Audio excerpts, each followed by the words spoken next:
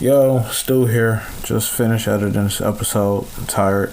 I don't want to hook up my microphone. So, the thoughts and views expressed in this podcast, yada, yada, yada. Me and Lee just talking shit on the microphone for a couple hours. Just a couple hours this week, y'all.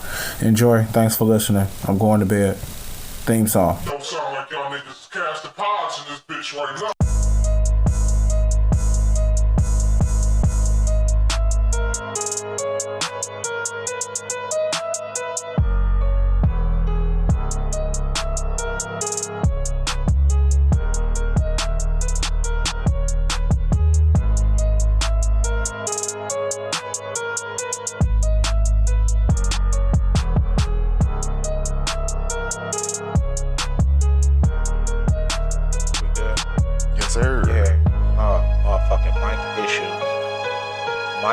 Motherfucking issues. Technical difficulties. Oh my god.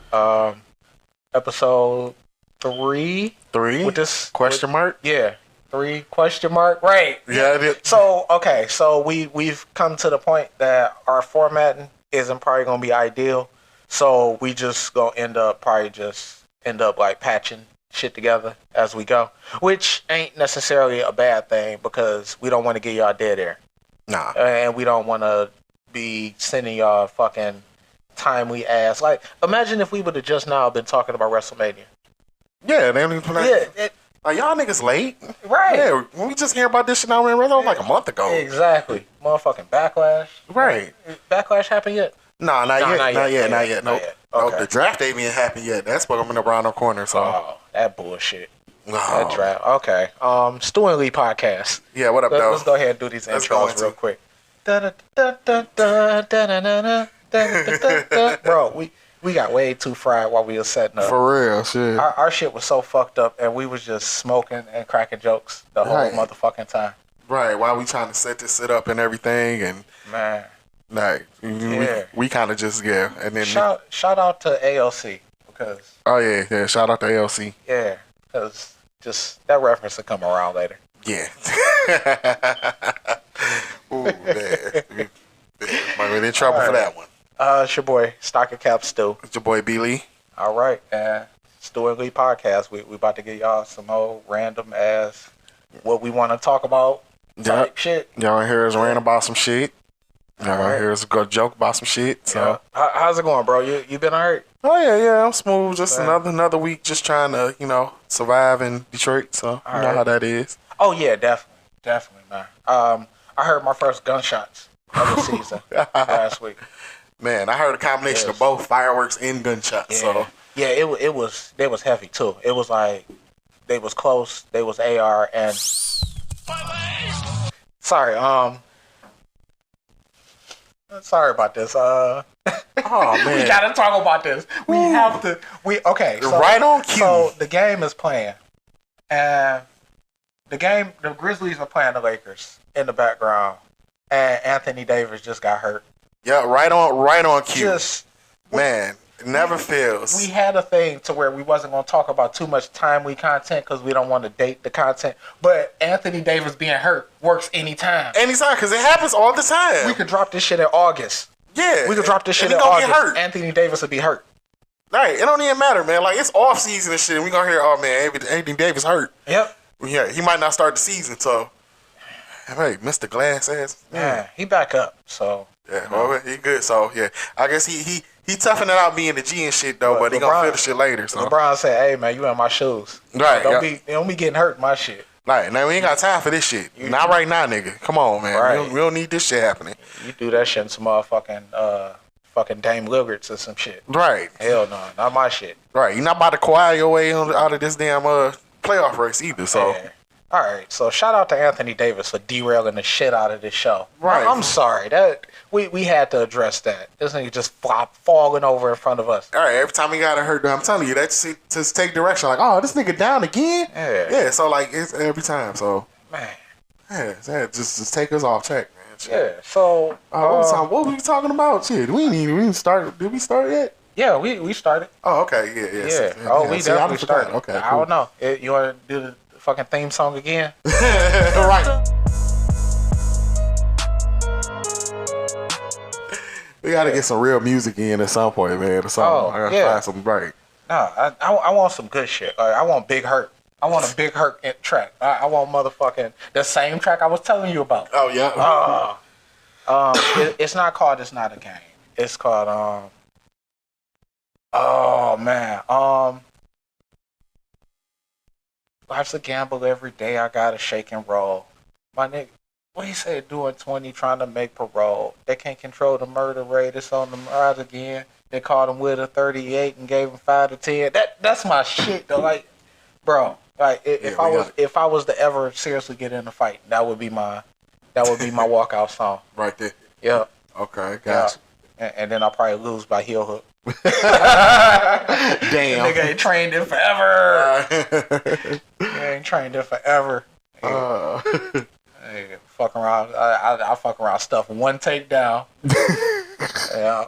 You came all hard with the music and everything. Came out gangster, man, but you forgot. Niggas got ground games out here. Right. You thought you was gonna fucking just switch kick your way to a quick ass little win. Nope. These little niggas got energy now. Right. Motherfucking these niggas do Adderall for fun.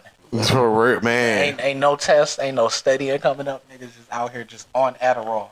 You niggas doing Adderall just to motherfucking play fucking Fortnite.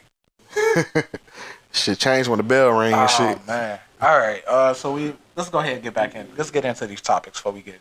Yes. Let's do start with. Let's talk about the new WWE World Heavyweight Championship belt. Oh, wrestling topics off top. I like it. Yes, let's start with that. So if you don't like it, if you're not a fan of wrestling, just go ahead and skip forward. We'll probably get to some bullshit, but whatever. Yeah, excuse us on this part. So to the black wrestling fans, what up though? We gonna talk.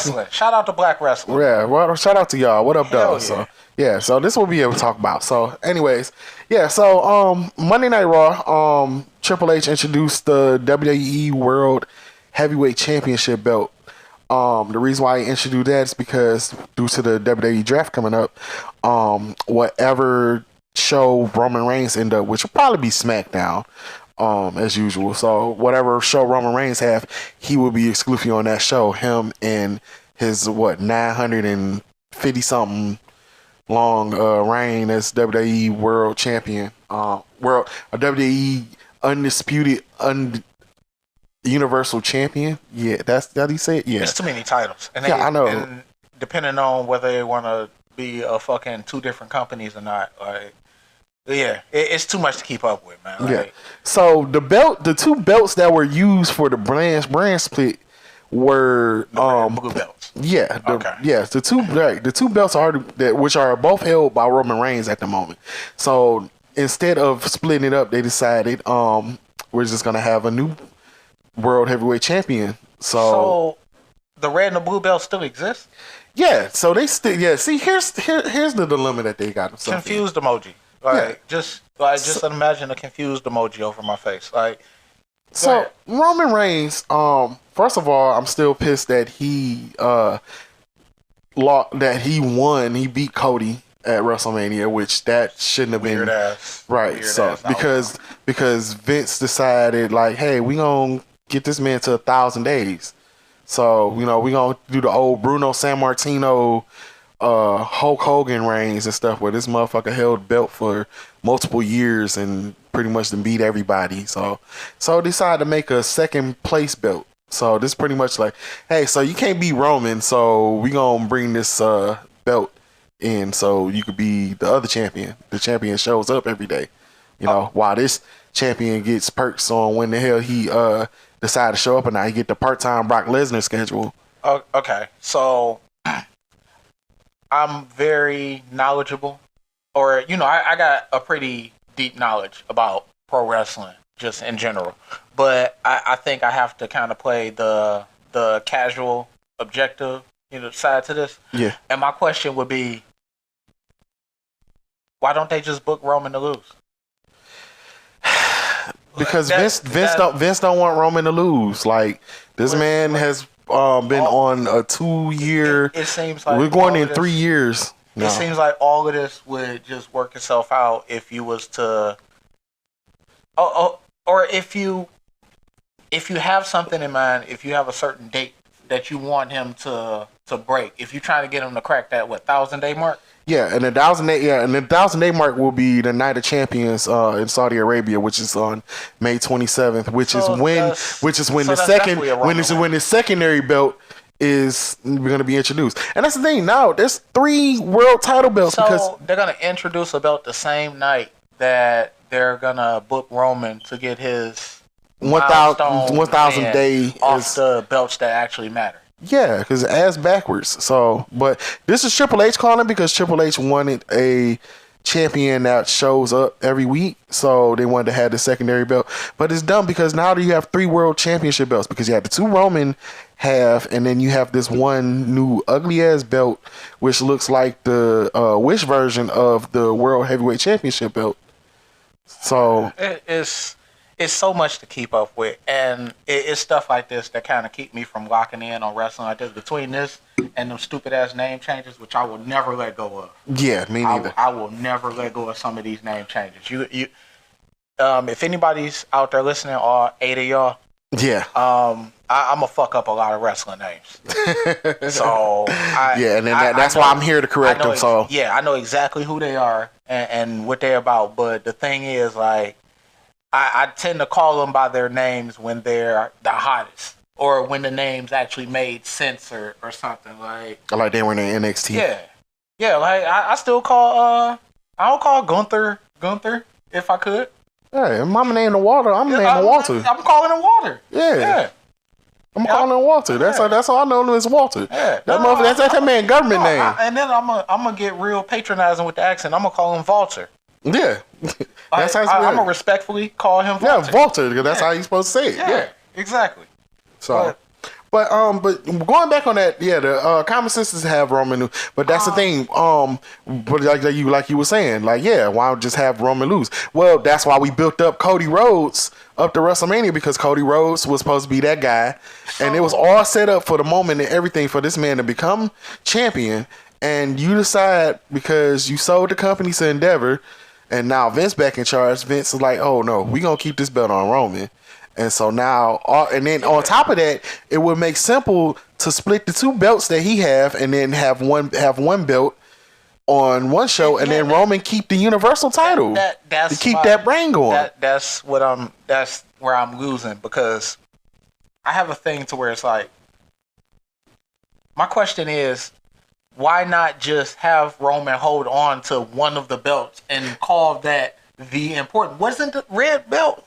The red belt is the important one, is I check, right? Here's what it is, because the Universal Championship was made up in 2016. Yeah. Like, they brought that up because to separate from the WWE Championship, which is the main belt, the more with the the history, the lineage of title reigns and everything. It's the WWE Championship. Right. The Universal Championship came in 2016 because of the brand split, and also to have 2 shows with two different champions, because you have one show on Fox and you have one show on USA, Raw on USA, SmackDown on Fox. And so these executives, they want to have their own world champion on each show. So that's what the Universal title for. But it was doomed from the start, because you had him. What was that? The inaugural match was Finn Balor versus Seth Rollins, and Finn Balor won, but Finn Balor dislocated his shoulder in the match. And he had to relinquish it the next night, and then Kevin Owens had it, and Kevin Owens had a solid reign and everything. You could have built them up right. And wasn't that when he dropped it to Goldberg? Yeah, how you fucked up the. And that's not the first time that he ended a solid reign from somebody that's up and coming. Because he did the same thing to Bray Wyatt, the Fiend. Yeah. You ruined that whole thing, like having them lose to Goldberg, because we can get another Goldberg Brock Lesnar match. Like that. Okay, so I think at that point, that's when I started to tune back out on wrestling. After they ruined Bray Wyatt, and that killed me too, because I'm a Bray Wyatt fan. Like, I bought the Fiend, man. You know how many Fiend shirts I done bought? The Firefly Funhouse match. Yeah. Oh man. The John Cena. That was it. As far as wrestling go, when you actually understand that wrestling is scripted, and like, it is what it is. But in that universe for a character like that. It was new. It was different. It was so deep and layered. And it was solidly made because you had one of the top horror movie designers actually make the mask and everything with it. Yeah. And come up with it. Like, this is legit. Like, the theme song was badass. Yeah, everything with it, man. Like it was gold. Yeah. And it was top merch seller and everything that. And then Vince always had, just like he always do, just had to ruin it. Yep. And you drew it down and man. Yeah. Oh, Vince be ruining some shit, man. For real, yeah. That's the thing about a wrestling fan. Like a lot of shit that you loved and enjoy, Vince would just come in and just, he just do like what was that? Uncle Ruckus daddy and shit. Like, did I catch you niggas having fun? Yeah, just come in and just fucking shit up. That's exactly what happened. That's what Vince does. He the drunk daddy and shit that just come and just fuck shit up, man. I forgot about That's Vince McMahon. I forgot about that character. Yep. Did I just catch you reading? I ain't catch you trying to be something. Right, exactly. No, that's it. That's Vince McMahon for you right there, man. Yeah. And that's what he would do every time you like something and love it, man. He'll just shit on it, man, and ruin it. Oh boy, yeah, that was That's accurate analogy. That was accurate as shit. Yeah, for real. Yeah. So shout out to Vince for fucking up wrestling. Yeah, and that clown ass secondary belt that they decided. You got a picture of that belt? Yes, I do. Let me see. Let me give y'all a live reaction to this shit. Yes. I think I screenshotted it, and here's a picture of it right here. Look at this. Oh, that is And it got mixed reviews. A lot of people love it. Some people hate it. I personally not big a fan of it. Okay, so I don't think it's the worst thing in the world, but it's so many fucking WWE logos like all over the place that like I know they can tastefully do a belt. Yeah, they have. They repetitively then they had the class. Yeah, and it's just why. that would probably be my biggest question about this. Like, what is the purpose of this? What's going on with the belts they got going now? Like, yeah, because that's the thing. Because the Triple H spent all this time and actually elevated the Intercontinental and United States title, which Vince treated like shit. Because for years, the Intercontinental Championship wasn't even defended on WrestleMania. That's how much Vince didn't give a shit about it. And since Triple H has been in charge of creative, he actually even elevated both belts, and they actually mean something. They have Gunther has the Intercontinental title, and he has a long reign and actually beat some solid people for those matches. And also now Austin Theory, that's a whole nother level. They could do better with that. Anyways, but you spend all this time elevating those titles, and they're mean important. Now you bring this championship in, which is the secondary championship belt, the we can't beat Roman belt, so here's this secondary belt, which that's what they pretty much treating it as, and it's technically the third belt. So I have a lot of problem with that. Like I felt like they should have just split the two belts and left that alone. But I mean, hey, they want to add another belt, fuck, so be it. AEW adding belts all the fucking time, so fuck it. WWE can get an extra belt and actually have somebody defend it. Now the thing so. On that subject, what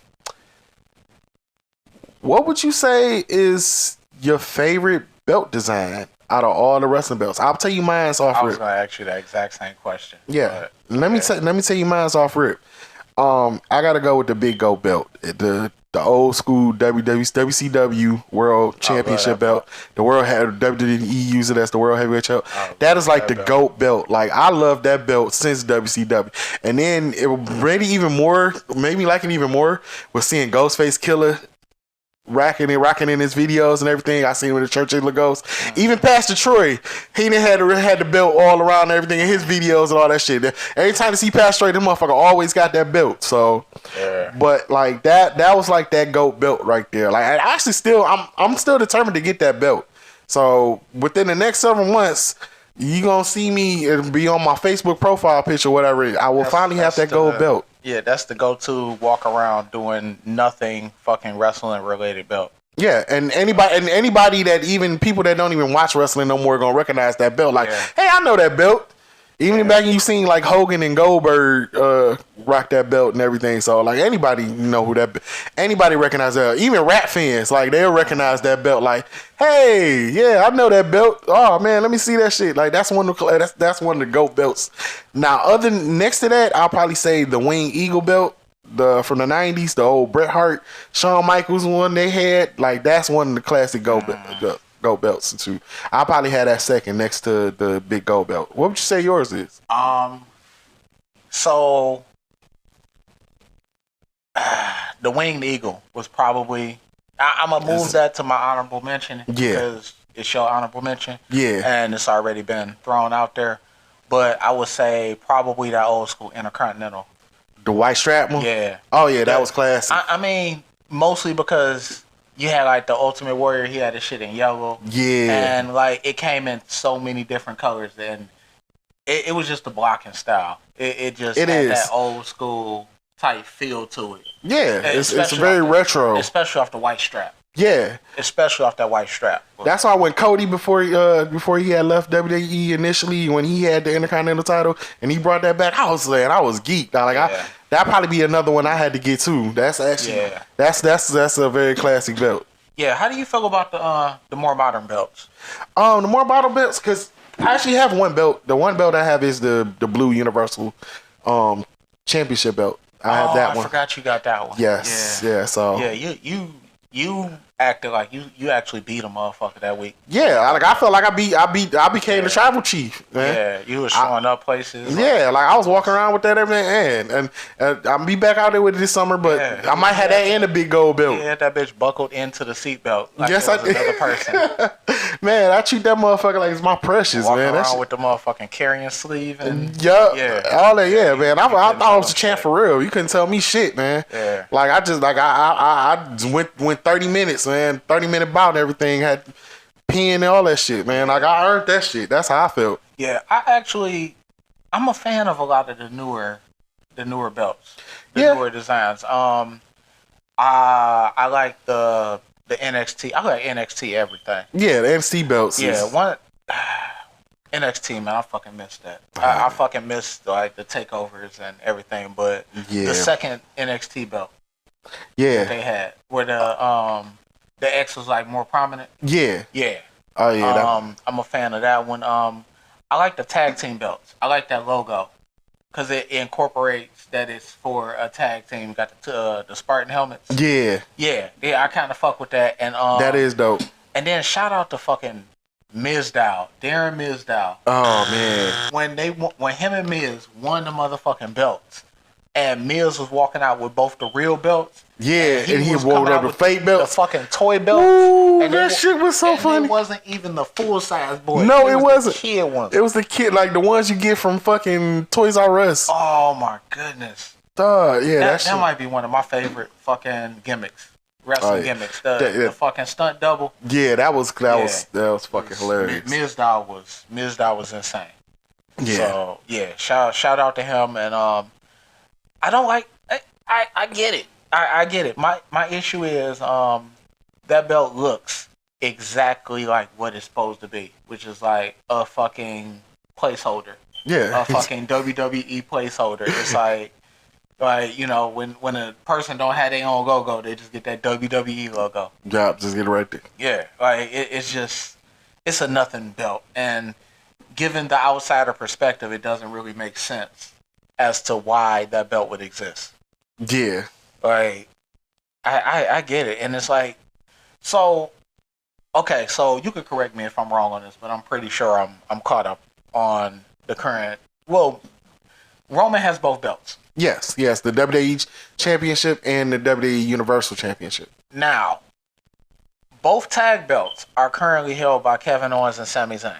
Yeah, which was previously held by the Usos for like 600-700 days.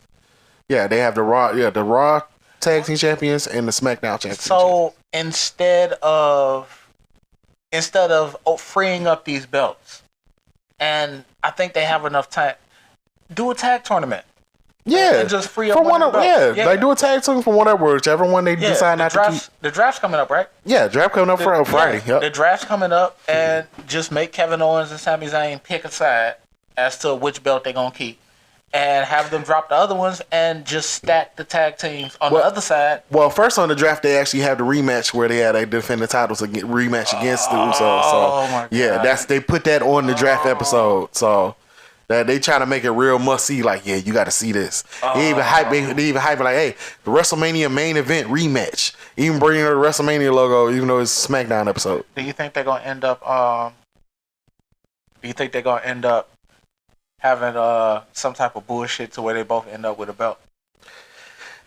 I hope not, but I think I would wait till afterwards to split the belt up. Don't do some screwy finish to where they both gotta have the belts, or like they like a double pin or some shit like that. Some dusty finish where somebody come out and be like, Nah, I'm not for that shit. Do the double pins on opposite ends. Opposite, exactly. Be like, they both won. They like you counted at the same time.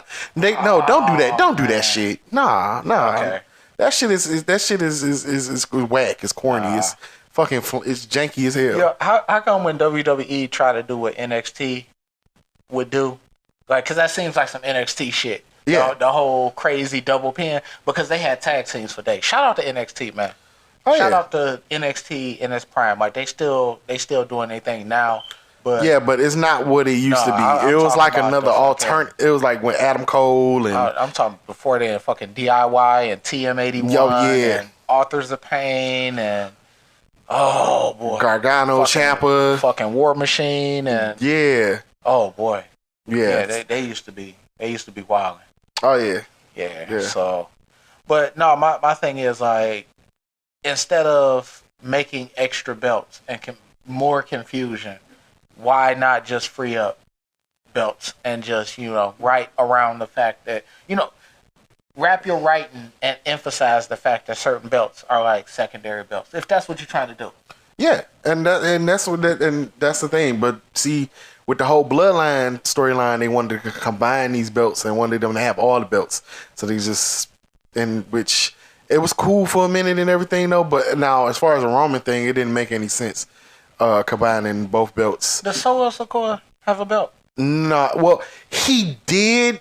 Initially, he had scooped up the North American title, but then he had to relinquish the shit because Shawn Michaels was like, "Oh yeah, you got moved up, so you not eligible for trying to get an NXT belt." So he had it for a minute. Actually, defended on the episode of SmackDown, and then after that, he pretty much had to get that up though. So he had one, but the way they building him up, he hasn't lost any matches. I think only the one match he lost was right before WrestleMania when he lost to Cody. Yeah. But other than that, he didn't be there to be Rey Mysterio. He beat Sami Zayn. He didn't actually have matches. They've been booking him very well. Like, I know they booking him strong. I was just wondering, like, I think it's that bloodline is starting to run its course, man.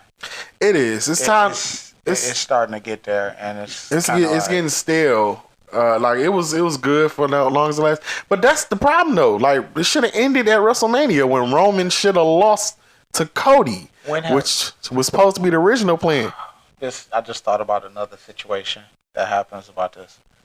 When has the WWE actually made the move on Roman at the right time? Never.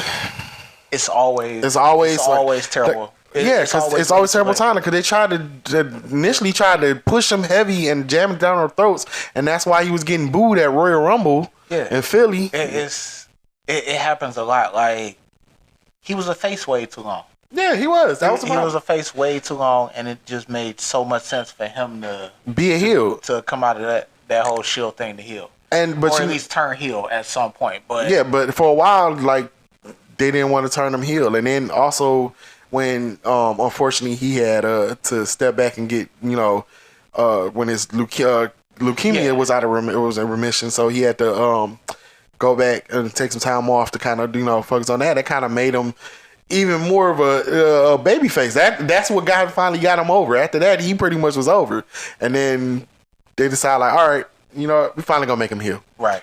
And I ain't gonna lie, that's been the best thing for him, is being a heel. He's actually it worked. It worked as him being a heel, so it elevated him even more. Yeah. So. Oh, that was the perfect move. Like, him going heel was totally necessary. Oh yeah, it was much needed. So. Yeah. That's that's an off-ass belt. Anything else? Anything else you got? Wrestling wise? Let's see. Is that's a headache, man. It was. That was the main. That whole thing is a headache. Yeah, I mean, this could be worse. It could be like AEW and have like a ton of fucking belts. Oh yeah. You know, and everything. Like, which I mean, I love AEW though, but they have way too many belts. Yeah. Like, I'm scared they gonna come up with another belt. So, oh yeah. Yeah, like they have so many ton of them. And then also on top of that, you got Ring of Honor, which Tony Khan owns also, and so that's a ton of belts with that. Then also you got New Japan because they bring in New Japan wrestlers and they defend their belts. Hell yeah. So Kenny Omega is right now still the IWGP United States champion. What? Yeah, he won it at Wrestle Kingdom against Ospreay. So he still has that belt. And he still and even though that was like his first match in New Japan in like years since AEW even started. Right. So, because he kind of, they kind of ended, they had to end it bad and everything. So, once he got to AEW, he was focused on that. But he went back to New Japan and did that. And now he's walking around carrying that belt. And he's still under the AEW contract. So, but yeah, it's weird. It's because they incorporate all these other, wrestling companies and shit, and they have belts all over, so it's oversaturated. So it's like, okay, which belts matter the most? So it's just too many belts. So WWE is not like that, thank goodness. But at the same time, you gotta do better than that. Yeah. So yeah, but I mainly want to talk about that belt. Oh yeah, we definitely had to discuss that. So I mean. But hit us up out there. Let us know what y'all think about it. Let's think about that belt. Google new WWE belt and let us know. WWE World Heavyweight Championship belt. It's kind of a mockery of your favorite belt. Yeah, it is. It's the Wish version. Yeah. Like, you just order it off Wish, like, hey, smack this WWE logo right in the middle of it. Like, then they had the logo on it. It looks like the toy version of another belt. Yeah, it do. You know how with like youth versions, like toy versions and stuff, you can't get all the features. Like with like baby Air Maxes, you can't get. They don't get the bubble. Nope. They just get the little imprint. Yeah. But it's kind of like that. It's like, you don't get the whole big gold belt. You get this smaller one with a fucking WWE logo on it. Yeah. There you go. Snap that on your motherfucking John Cena doll. Nah. Not even John Cena will get a legit belt. get a real. All right. You ready to take a break? And yeah, we're going to take a break. These mics? Yeah, so, All right. we didn't talk about enough wrestling, so, Hit us up. Let us know what you think about this. Yeah, all 8 of y'all. Yeah. All 8 of y'all? Yeah, all 8 of y'all. Let's keep going with that number. Let's just all 8 of y'all. Yeah. Y'all kind of tune. The other 12 tune out and everything. So they're like, okay, y'all come back. We definitely got 12 people that peek in and be like, oh damn, they still talking about that shit, man. Damn, we're talking about wrestling shit, man. Fuck, I hate that nigga voice. Right. I'm not letting it go. Nope. I'm not letting it go. Nope. I'm not a fan of my voice.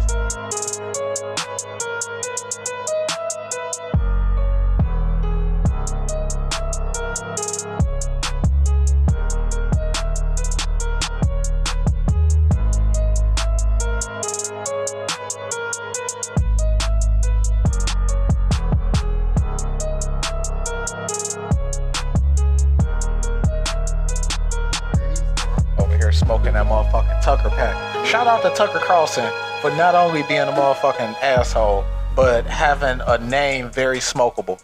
Oh yeah, a Tucker pack. Right, that is a very Carlson pack. That is a very fitting name, man. Oh yeah, right. Fucking bozo. Fuck off. Fucking bozo. What? Shout out to Charleston White. Called. that shit was funny as fuck. But you know what's crazy about that Tucker Carlson shit is because the fact that he not only got like the #1 show or talk shock show on cable, but like a whole slew of motherfuckers was like mad as hell. Like people was canceling their Fox Nation accounts their subscriptions just because they fired him. I'm like, damn, it was that. He legit some motherfuckers' daddies. Yeah, he is legit in that motherfucker. Hey, y'all motherfuckers was really paying that $5.99 for them Fox Nation. Hell yeah, that was goddamn. Man, if you ever want your scam to go off, put a MAGA logo on that shit. That shit gonna sell out regardless. If the word to advice, anybody out there listening, if you ever want your scam to take off, put a motherfucking MAGA logo on it. You ain't even got to believe in that shit. Just go find a Chinese factory to They'll print buy off. into that real quick. Exactly. Find the quickest, cheapest way to outsource that shit. Put a motherfucking MAGA logo on it, and then take your family on vacation that next summer. Oh yeah, you getting hella business. Fucking weirdos. Right. All right. So let's go ahead. We shouted out. We got that. That's 2 birds, 1 stone. Oh, wait. All right, don't forget Don Lemon. Yeah, we gotta pour one out for Don Lemon real quick. Yeah. Take a sip for our nigga Don, man. Yeah. It's with his New Year's Eve plans with a woman. Lost his job on his day off like he Craig. Damn, dog. That was a wild one. But yeah, I'm gonna kind of miss his pettiness. He was the highlight of this this whole we stole the election kerfuffle. Oh yeah, he was thriving off that shit. Yeah, he was eating. Yeah. CNN so fucking petty. Them niggas had the motherfucking electoral score running from the time the election was called all the way up to like motherfucking Valentine's Day. Oh man, that's crazy. Yeah, and then January 6th happened and they like slid that shit off the court. They just slid that shit. Fucking Homer in the bushes. Yep. Exactly. Like, huh? We gotta talk about Snowfall, dog. Oh yeah, man. Snowfall's Snowfall, ending. man. That's the ending. Yeah. The ending really put that show into perspective as far as like how far everybody came, and like I really enjoyed the way that shit ended. Are we doing a spoiler warning?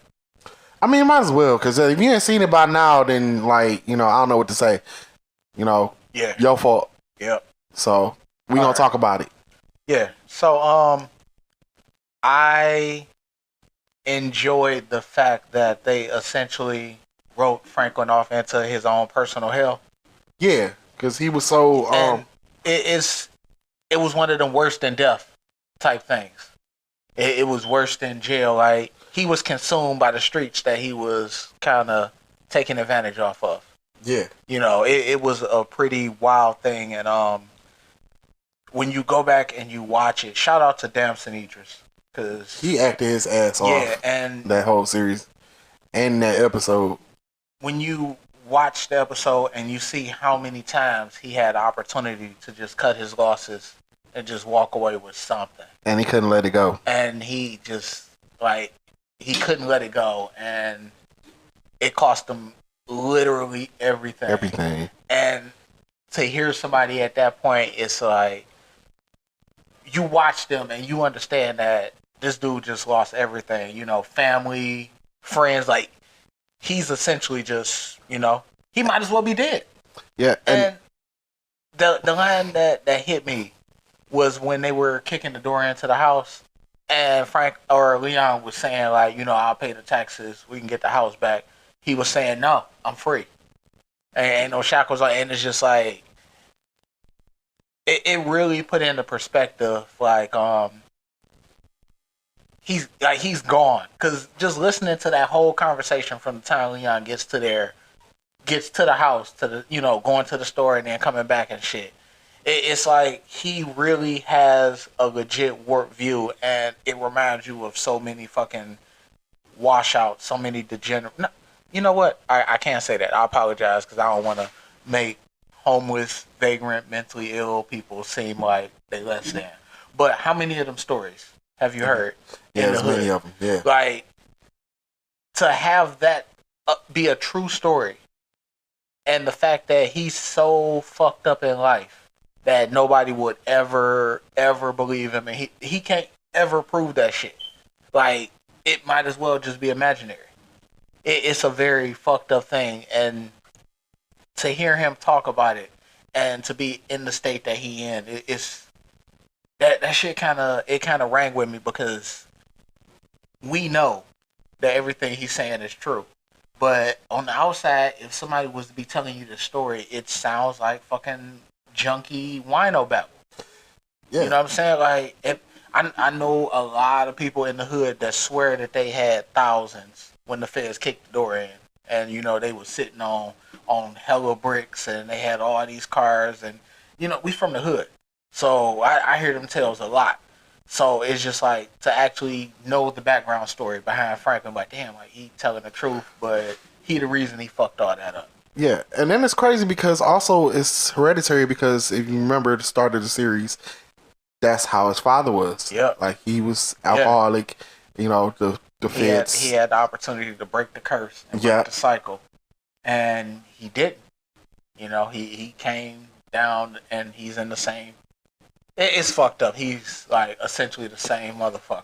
Yeah, it's yeah. It was. I ain't gonna lie. It was emotional watching that because it was like, you know, seeing how and like, yeah, he didn't die, he didn't end up in jail, but at the same time, you know, he didn't have a happy ending. Nah, and you know? It's just like when you go back and watch it, you start to listen and you like, damn, like he really isn't in as bad of a. He was the reason he was in a bad position. Yeah. So I feel like from the point he drops the KGB agent off and takes off, from that point on, it seems like the feds aren't even fucking focused on him because they never gave him money. Nah. You know, they just made all that money off of him, and they got a KGB agent. And, you know, any other loose ends are essentially written off. Yeah. You know what I'm saying? Louis. And they left him alone. And yeah. I feel like from that point on, he was in the clear, and he was the reason that shit kept getting worse. Because you got to think about it. Like, he had V in his corner to where she could have helped him navigate some shit, and he could have worked something out for his mother. And, you know, like... Because he wanted to choke her. Yeah. And he lost her. He lost her and came out at 800,000. 800,000 of it was like he could have made something happen. Yeah. Like coming from the hood, coming from where we from, I would kill to have an opportunity to where I have 800,000 just, you know, that I'm not even focused on. Exactly. At that point. Like the object of making it out the hood is to not come back to the hood. Yeah. And that's not anything derogatory to the hood, but when you get out of it, you have to have the awareness that you need to get the fuck on. That shit changes, that from a certain point on, it's frustrating. It's frustrating to me because Franklin had the opportunity to entirely shift his bloodline. And that should be the ultimate objective, you know. It is to make sure that your next of kin and their next of kin have the best opportunity going forward. Shit that you never had coming up. And to watch somebody just piss it away right before your eyes. Lose it all. Yeah. It's a very wild thing. It is. All right, that ending really sat with me. It's not too many shows where once they end, I'm sitting and watching the credits and just staring at that shit. And that's the crazy part about it too, because even with the song choice at the end of it, they choose Kendrick Lamar "Pride," which is one of my favorite Kendrick Lamar songs. That's why I think it really touched me emotionally, because I understand the meaning of, you know, that song and everything, and it was very relatable to the situation, really relatable with Franklin and everything, you know. And the song start off with, you know, love does get you killed, but pride can be the death of you. Mm-hmm. You know, and that's exactly how it turned out with Franklin. So, you know, that really touched it. Like, I was sitting in the credits and even singing the lyrics to the song and everything. Like, it touched my soul. I had to go on Twitter to even just let that out. Like, I posted the video of Morris Chestnut crying on Best Man Holiday. That tweet took off. Yeah, that shit did numbers. Shout out to all the followers and everybody that retweeted that. Like that, yeah, like for real, because they felt that too, and they're like, I feel how y'all felt at the end of that episode too. Oh, yeah. And then also, not only that, it's really emotional because even with the Easter egg of when they showed, you know, Singleton, the John Singleton. Yeah, and you know, everything like in tribute to him, and also the realization, like, Snowfall was the last project of John Singleton's before, you know, for his untimely death. Yep. You know, he was actually directing episodes of Snowfall still. He was, you know, he was part of every step of this show coming together. So, and it's seeing that closing in is like the last chapter of the legacy of John Singleton. So, that's another emotional part of it, because it really hit home, because he actually, he shout out to the cast of that show, shout out to the people behind that show and everything, and rest in peace to John Singleton, because he was one of the legendary filmmakers out here, not just black filmmakers, but John Singleton. Yeah, because that you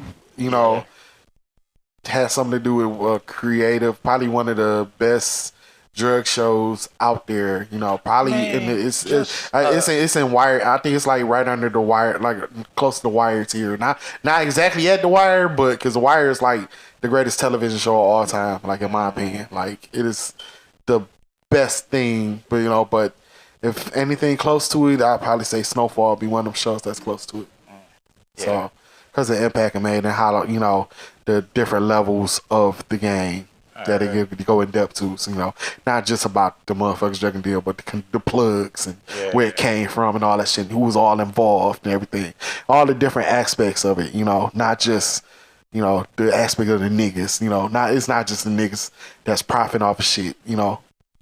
All right. So can we transition from that was a very serious ending, but I want to transition to a show that I don't think is going to be able to come close to the ending that Snowfall had. Not at all. Not them type of emotions and everything. It's just more of comical. I think you know the show that I'm about to mention. Yes, sir. Power. As I like to call it. Them damn Tejadas. Yup. them damn Tejadas. Yup. Oh my goodness. Whew, man. Yeah. Messy ass family. Oh man. Yeah, they're terrible. Yeah. They are the worst, and yeah, you caught up on it. Yeah, rest in peace, Lorenzo. Rest in peace, Lorenzo. And I can't, Courtney Kemp, if you can hear me, please continue to make Ghost Lorenzo a thing. Yeah. I will keep my subscription going. If you are Ghost Lorenzo, when he popped up, Ghost Lorenzo, constantly fucking with Monet. Oh yeah. Oh my goodness. Yeah, that was genius. So you gotta keep the same fucking blue Versace shirt. That's a fire ass shirt. That fire is that's flashy ass family, man. He died fly as shit, dog. Hell yeah, man. That nigga died, and his fucking death clothes was killing most of my closet. Yeah. Shit cost more than my fucking car. Oh my goodness. Man. Jesus. Yeah. Oh yeah. Struggle facts, man. Yeah. Struggle facts. For real, man. But nah, man. I fuck with it, and so what do you think how do you feel about this whole Warren thing? Because normally with shows, when characters aren't necessarily dead, they let them cook. Like, they let that shit cook for a minute. But it came out immediately, and... But see, I knew in the back of my mind, like, they didn't show her die. So, like... Oh, yeah. Yeah, you knew some bullshit was you knew it was some hijinks behind that. Usually that moment doesn't come up as... Instantly, yeah. So... Yeah, I think that's fucking with me a little bit. At least it wasn't like BMF when they brought Lamar back from the dead, which took all credibility from that. That was like the moment where BMF became like a biopic to like a sitcom. So it feels like they brought Lamar back just to kill Cash Doll. Yeah, just to kill her character off because she had other shit to do. I guess. Yeah. You want to go back to rapping, so. Yeah, so essentially we are gearing up for the book of, it's going to be Power of Book 6. It's going to be Raising Diana. After Diana is going to give Mary J. Blige that motherfucking Omari Hardwick send-off. Oh, man. She gonna kill Monet? On the second floor or something. Oh, it's going to be on the second floor, too. And now she in charge of shit. Yeah. So. Yeah, can I do some power hot takes? Yeah. I don't think these caught. Remember, this might be attempt 3. when I was trying to get the power hot takes and that shit didn't record. Yeah. But I got Braden killing Kane. I got Diana killing Monet. Ooh. And Tariq dies in a car accident. A car accident? A car accident. Wow. Yeah, I know. So you saying this nigga should have just kept walking, huh? Exactly. Damn, that's fucked up. Everybody that the irony of that shit. Him, everybody that tweeted at Courtney Kemp talking about, so how come Tariq ain't driving? Yada yada yada. See what happened? He go out there and he get motherfucking Final Destination. Right. Some wild shit. So you telling me this nigga should have just kept should have kept with the BMW, the black man walking. The only truck full of logs in New York. Oh man. Is going through his motherfucking window. Damn. Yep. Hot take. You hear it first. That's a fucked up irony. If you in Vegas, put that money down. If you in Vegas, put that money on it. Wow. Yep. That'd be fucked up, man. Like really, like a fucking car accident. Hell yeah. Damn. Yep. Oh, that would. Yeah. I'm on one. All right. Good. Them down Tejadas, man. But I'm more interested in their storyline than Tariq, because you know Tariq is gonna slip out of everything. Tariq essentially has plot armor out the ass, but everybody that's got the last name Tejada is kind of fair game at this point. They got motherfucking Diana selling bricks now. Motherfucking Drew is probably the biggest killer on the show. And a whore. Yeah. Somehow fucking Kane is the smartest motherfucker on the show. Oh. Like yeah. he leveled up like 1,000,000 times in the last couple seasons. He went from accidentally killing motherfuckers to now I'm about to smash your girlfriend. Probably in the dorms. Shout out to campus security. Yeah, because a lot of How are these niggas just casually coming and going? Like you see these niggas all the time.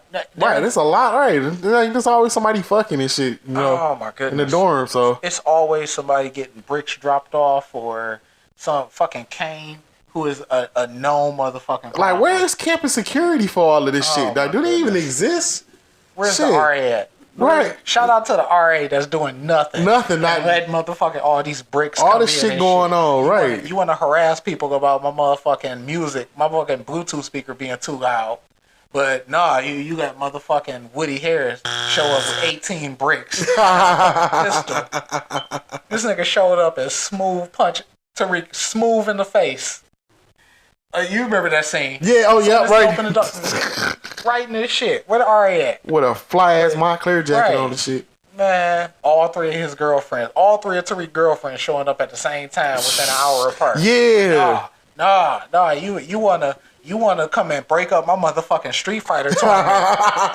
you wanna come and break up my motherfucking Madden tournament. Right. You're worried about that shit, solely right? because you don't play sports games and because we ain't playing no motherfucking, everybody ain't sitting around and watching you play the motherfucking Witcher.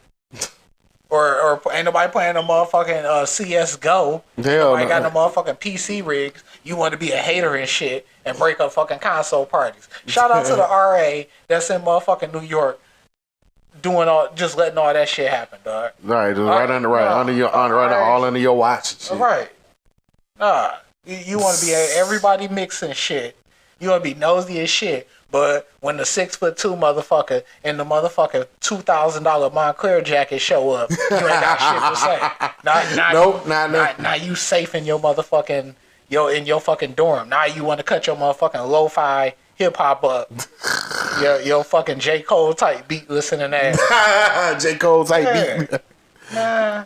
Oh, shout out to everybody in power that had the power to do something and stop this shit and did nothing. Not a damn thing. Perpetuated 18 more murders. Yep. Shout out to the lady that was at the hospital that let Drew and his boyfriend just happen to wander up there.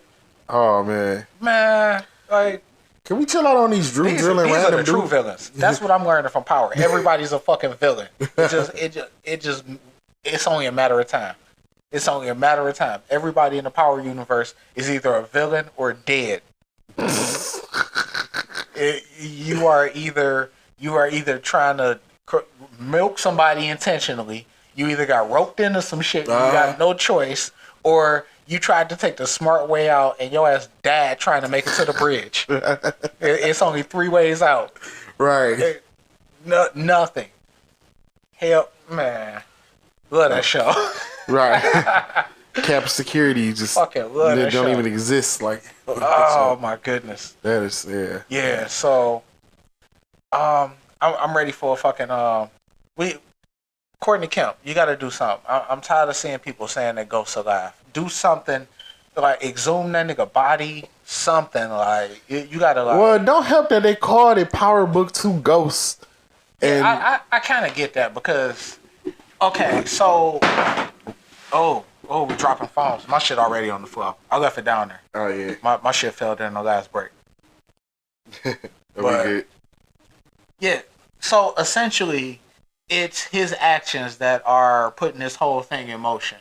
Like a lot of what he did carries over into this, and the fact that you call this shit ghost is kind of like a fu to Tariq, because Tariq is like that's more or less his trigger word. But that's what Alvin from the Cosby Show is for. Every time he pop up in every season finale, so he represents ghosts even in death. So he another card. Like, yeah, I need to be in this. We need fucking Jedi ghosts. we need Jedi ghosts to show up. Jedi go, and the mother in the hood and like, oh man, dog.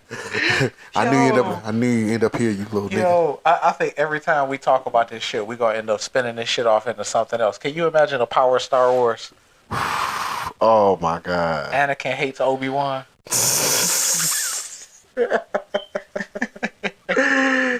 Dang, Fucking Obi-Wan showing up and shit. Oh, that should be wild.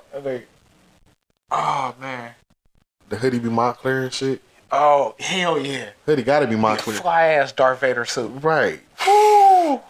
Man. Oh man. Yeah, Michael Mary gonna be working wonders on that Oh hell yeah.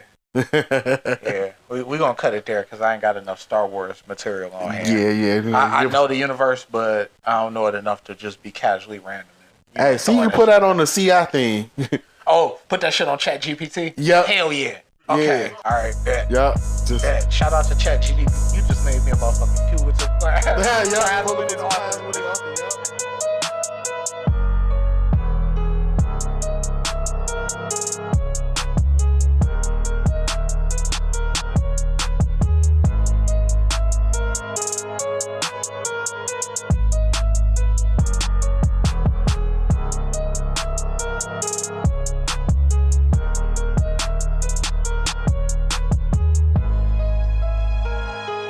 Kick this shit off again.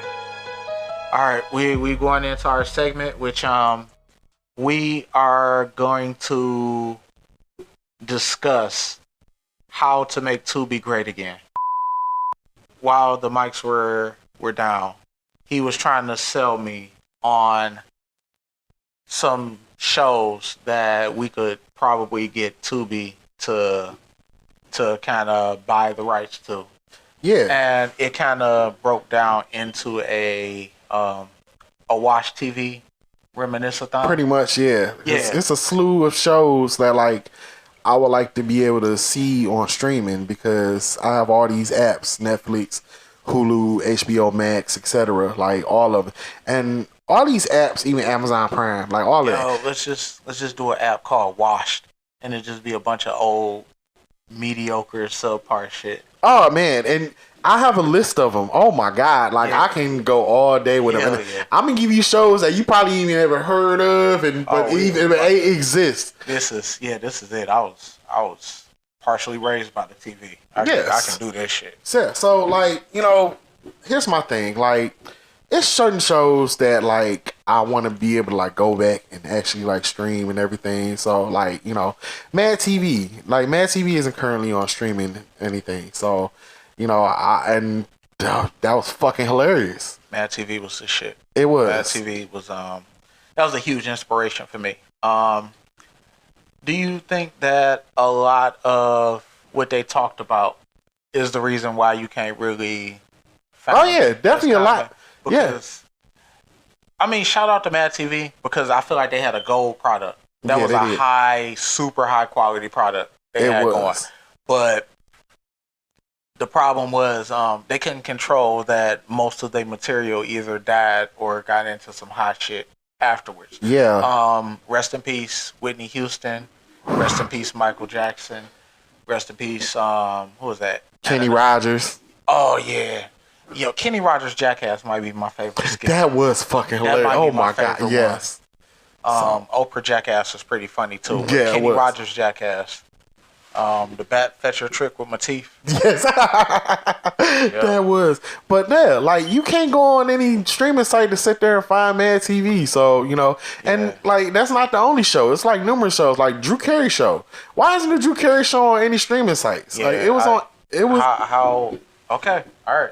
So apparently Lee is not the only one here that's seen the Drew Carey show. Exactly. Yeah. I fucked with that. I didn't think you fuck with. Oh, absolutely, man. Growing up watching it on, like I used to watch the reruns on WB20, and then I started watching it on ABC when it was running. So Drew Carey show is fucking hilarious. It was one of the shows that like pushed the envelope and kind of like got edgy and shit at a time where, you know, TV was still kind of clean cut and everything. Like you still had Family Matters on and Full House on when Drew Carey show came on. So you know, but like I appreciate the Drew Carey show. That was fucking hilarious. Like it's seasons that like I want to go back. I want to binge watch that whole show. You know, like and everything. So like I feel like Tubi need to pick that up. Because like I'm sure there's a lot of black people that watch that show too. So another show is and I know some of y'all remember this show. Y'all better remember it because I'm sure y'all do. Is City Guys. I know you remember City Guys. City Guys. The old TNBC series. Yo. Used to come on with like what was his name in Roll Bounce? I keep forgetting. You just Sweetness. Yup. Sweetness. The character with abs for no reason. Yup. You did not need abs for that, man. No, for no reason. Like I think either one of us, if we knew how to skate right now, we didn't need to really had the abs. We just needed that's the hair. too committed to your role. It seems like all you needed was the hair. Yeah, that's it. The hair, slick shirt, you know, dressed in the 70s afro, fake afro. Yeah.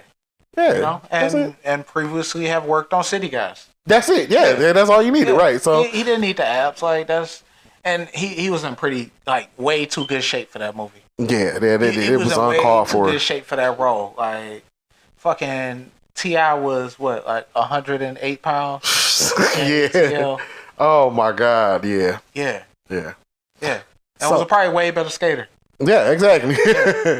So, but yeah, City Guys was another show that like I want to go back and watch. And How Is That was a TNBC series and like it's not on Peacock. That was. Yeah. Yeah, I forgot that was on like actual. And then it was weird because it was like one of those you know, they tackled the serious issues and shit just like your, you know, usual. Hey, can I throw something out there before we go into the next show? Yo, Sweetness versus T.I. from ATL. Skate Off. Oh who my wins? God. Hit us up. Yeah, who wins? Yeah. Hit us up in the comments. Who y'all got? Yeah, who y'all got on that one? I don't know. Yeah, I mean, we already know that. Who will win in a fight? Obviously, they're going to say that T.I. was the tougher dude. But at the same time, you see how buff Sweetness was shit for no reason. We just say he was in really good shape for no reason. No reason at all. So, but yeah, like I feel like Tubi can be great again if you sit there and add City Guys. So we need that. Yeah. Another show is My Brother and Me. Oh. Yeah. My God. You remember the old Nickelodeon show, like for real. Dion and Dee Dee. Yeah, and don't forget Goo. They friend Goo. Alfie and Dee Dee. Yeah, Alfie and Dee Dee, and don't forget Goo, y'all. Goo. Real. The kid name was Goo. Yo, where is Goo at, man? Yeah. Goo had timing. For real, right? Goo had timing. Didn't somebody famous come off of that show? Right, pull that cast up. Let's pull that up. Let's see. My Brother and Me. Oh man. Look, Google know what time it is. That's the reason why I know who Kendall Gill is and shit. Hell yeah. Kendall Gill, that local ass fucking can you be on our show? Right. It's set North. Out of everybody there, they couldn't get Larry Johnson, couldn't get Lonzo Mourning, no, but they got Kendall Gill. Get Muggsy Bogues. Like, couldn't get you. Nah, Muggsy Bogues is too hot then too. In the 90s, it's dude, for real. Muggsy Bogues was doing everything back then. Look, Muggsy Bogues in Space Jam. He might have wanted to see like that.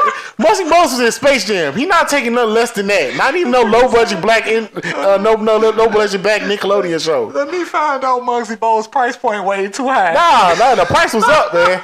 Nah, man. Dan Snyder couldn't afford no Muggsy Bogues appearance and shit, so he had to settle with Kendall Gill. He had to settle with. Let's see. The biggest names maybe fucking Kim Whitley and Amanda Seales. Wait, Amanda Seales was in My Brother and Me? Amanda Seales played Dion. Damn, Sister, that was Amanda Seales' fine ass? Oh, yeah. Man. Damn. See, I need y'all to put My Brother and Me on Tubi. That's another reason why there. Shout out to Amanda Seales. Yeah, shout out to Amanda Seales. Man. For real. I forgot. That was a throwback. Wow, man, yeah. So, now I need Tubi to be up on that and shit. Like, y'all can be real diverse and shit. Like, y'all can even have the Forgotten White shows and shit. Like, y'all can put The Tick on there. Y'all can put fucking Parker Lewis Can't Lose or whatever numerous Fox shows that got canceled, preempted. Man. So, yeah. So, like, you can be real diverse with it. So, you know. Y'all can add Spencer Fire on there for my daddy and shit, because he love that show. So, oh, man. Spencer for Hire. Then even the black dude off Spencer for Hire had a spinoff and shit. Like, they was giving everybody shows and shit. But you had a hot character back then, you was getting a spinoff. It might have lasted a season or two, but you was getting a spinoff. They was going to try. We're going to see how much we can milk out of this shit until people stop watching. Bro. So... like, I need Tubi to be great again and shit, man. Like, even with the, like, y'all doing local movies and all that, all the local low-budget ass movies currently and all that type of stuff, go back to the classic ones shit. Like, put Blotter Blocking on there, man. Okay. That's a classic. So, I feel like we might need to get ahead of this shit, and we need to put this shit on our own app, because... our own streaming app? Because I have a theory that Tubi is intentionally putting out mediocre projects, or you know, they're kind of not really helping minimize seeing fucking safety tags and, you know, all types of stupid shit in their movies. Like, but you know what, I feel like they're doing that, and they're letting people letting people cook for the sake of the attention, because all press is good press. Well, hell, they've been doing that even with black exploitation movies. You remember watching Dolomite and then you seeing the fucking Mike over their heads and shit into the scene and shit. Hell, like, man. For real, like the parody of the shit and everything, because it was like so terribly edited and everything and shit like that. That's why I appreciate movies like Black Dynamite, because they made fun of that shit. Black Dynamite was Black Dynamite is like fucking. That was the best part of one of the jobs that I had, which was working security at the library. Maybe like it's a terrible job. Terrible gig. Like, working security ain't bad. Working security at the library, start filling out apps. Yeah. No, don't even be there. That's not, unless you need the medical. Yeah. Like, unless you need the medical, just run security elsewhere. Because it's just, it was a bad time. But one of the highlights about that was probably finding out about Black Dynamite. Man. They had that shit on DVD, and I used to rent a couple. I found out about that, and Hot Rod. Oh my, yeah, Hot Rod was a good one. Hot Rod is my shit. That is. Yeah, Black Dynamite. Yeah, like I have to watch that every now and then just to remind you how funny that shit is. Oh yeah. Like there have been times where I would just throw it on. There was one time I was on my way to work when I was working out in Novi. And they were doing construction, so it turned a 30-minute ride into like damn near an hour.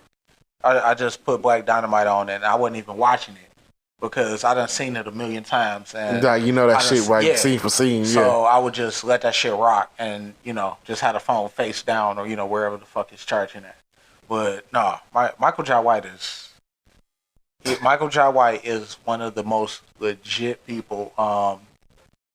I've seen so many small videos of him either talking about the fight game or demonstrating some shit, and I don't understand why he's not like mentioned actually up there, recognized. Like, he is legit. Yes, and he was funny as hell in that fucking movie too. No, he a funny motherfucker. Yeah, man. He was funny in the cartoon. M left. We should have got this topic going early. Hell yeah. Because that's M shit. Like, if you play Black Dynamite, he'll stand up and take his hat off like it's the national anthem. He fucking love that cartoon. Yeah, man, yeah. Yeah. Oh, yeah, that shit's fucking hilarious, yeah. Yeah, he love that shit, but... No, so you think Tubi is, it's like the new platform for blaxploitation? Like, yeah, pretty much, because, like, you get taking all these local movies, it's like from Detroit. All the Detroit local movies is on there, from Philly, even Buffalo, with, like, Benny the Butcher in there and shit. Oh, so, hell yeah. Yeah, I'm like, damn, Benny the Butcher got all these movies out and shit, goddamn. Like, you know, I listen to his music, all that shit, though, but I didn't know he was out here doing local Buffalo movies and shit, man. Yeah, like, they try to get local movies from, like, everywhere you can think of, so, you know. So, while I'm at it, do any streaming sites have 3 strikes? Damn. That's a good one. Duh, 3 Strikes was probably one of the best of those movies that came out, the black movies that came out in like the 2000s. Like, that was like very underrated, man. Like, for real. Like, 3 Strikes was good. Like, even the fucking the premise of the movie, like, you know, because California had the 3 strike law and everything. 3 Strikes was pretty good. That shit was fucking hilarious. Like, I can't go back and watch that on anything. Yeah. So, you know, I need Tubi to upload that, you know. Like, man, I'm telling you, like, I'm gonna send y'all an email or something, man. I'm gonna give y'all a list. No. What we need to do is just come up with our own shit. We taking the shit to Shark Tank. Oh yeah. Damn, Mark Cuban, what up though, man? Yo, FUBU guy. Damon John, yeah. What's up? Yeah, come on, man. For us, by us, man. Support us, by us, man. Support us, man. I know who Damon John is, but I'm sorry, FUBU guy is way more fun. Yeah, because that's what we remember him as and shit. Like FUBU guy. FUBU guy. Man, what we doing? All right, remember the commercials and shit with the motherfuckers with the FUBU jean suits and shit. Motherfucking LL rapping until he gets sweaty. Yup. And them motherfucking black and white commercials and shit, scaring the hell out of kids. Hey, they came out with a whole mixtape and shit, man. I ain't know what the fuck that was until he mentioned FUBU. Yeah. Like, until I actually put that shit together. Oh no, that's the Gap commercial. That was the Gap commercial. That was that terrible ass Gap commercial back in the day where he rapped Gap and then do that shit backwards. Nah, FUBU was responsible for what was that Fatty Girl single? No, he had that one. He was like FUBU. Oh yeah. Oh wow. That trash, man. Duh, that's a throwback one, man. Yeah. I used to see that on commercials for like during like Soul Train and shit, man. LL, get your money, but that was not it. Nah, that was not. Nope. Not it. Y'all tried though. That is some motherfucking I own the company and I'ma just put that was some Quentin Tarantino. Yeah, that was myself all in the motherfucking movie. Ass move, dog. That was yeah. Also, while we at it on the shows and shit like that, I need all them Comic View episodes too. You can run me those too. Like I need to put them. Comic View. Yeah, Comic View. Shout out to how BC Plus not popping up that? Y'all got on Tyler Perry shows and shit, but y'all ain't put fucking Comic View on there and shit, man. Yo, like I'm gonna get BC Uncut back on there and everything and shit, man, with the old videos. Yo, what if they syndicated BET Uncut? Whoo! Oh my god, that would do. Oh my god. Oh, no. I'm gonna get real local. I got some. The remainder of this segment contains Detroit references, locations, scenarios, and memories. Listener discretion was advised an hour ago. It's way too late now. Something for you right there. I'm gonna get Turbulence episodes. Yup. I'm gonna get Turbulence. Yup. Shout out to Turbulence. Dirty Glove Television. I'm getting that. All of that, yeah. We doing that. No, that's what we doing.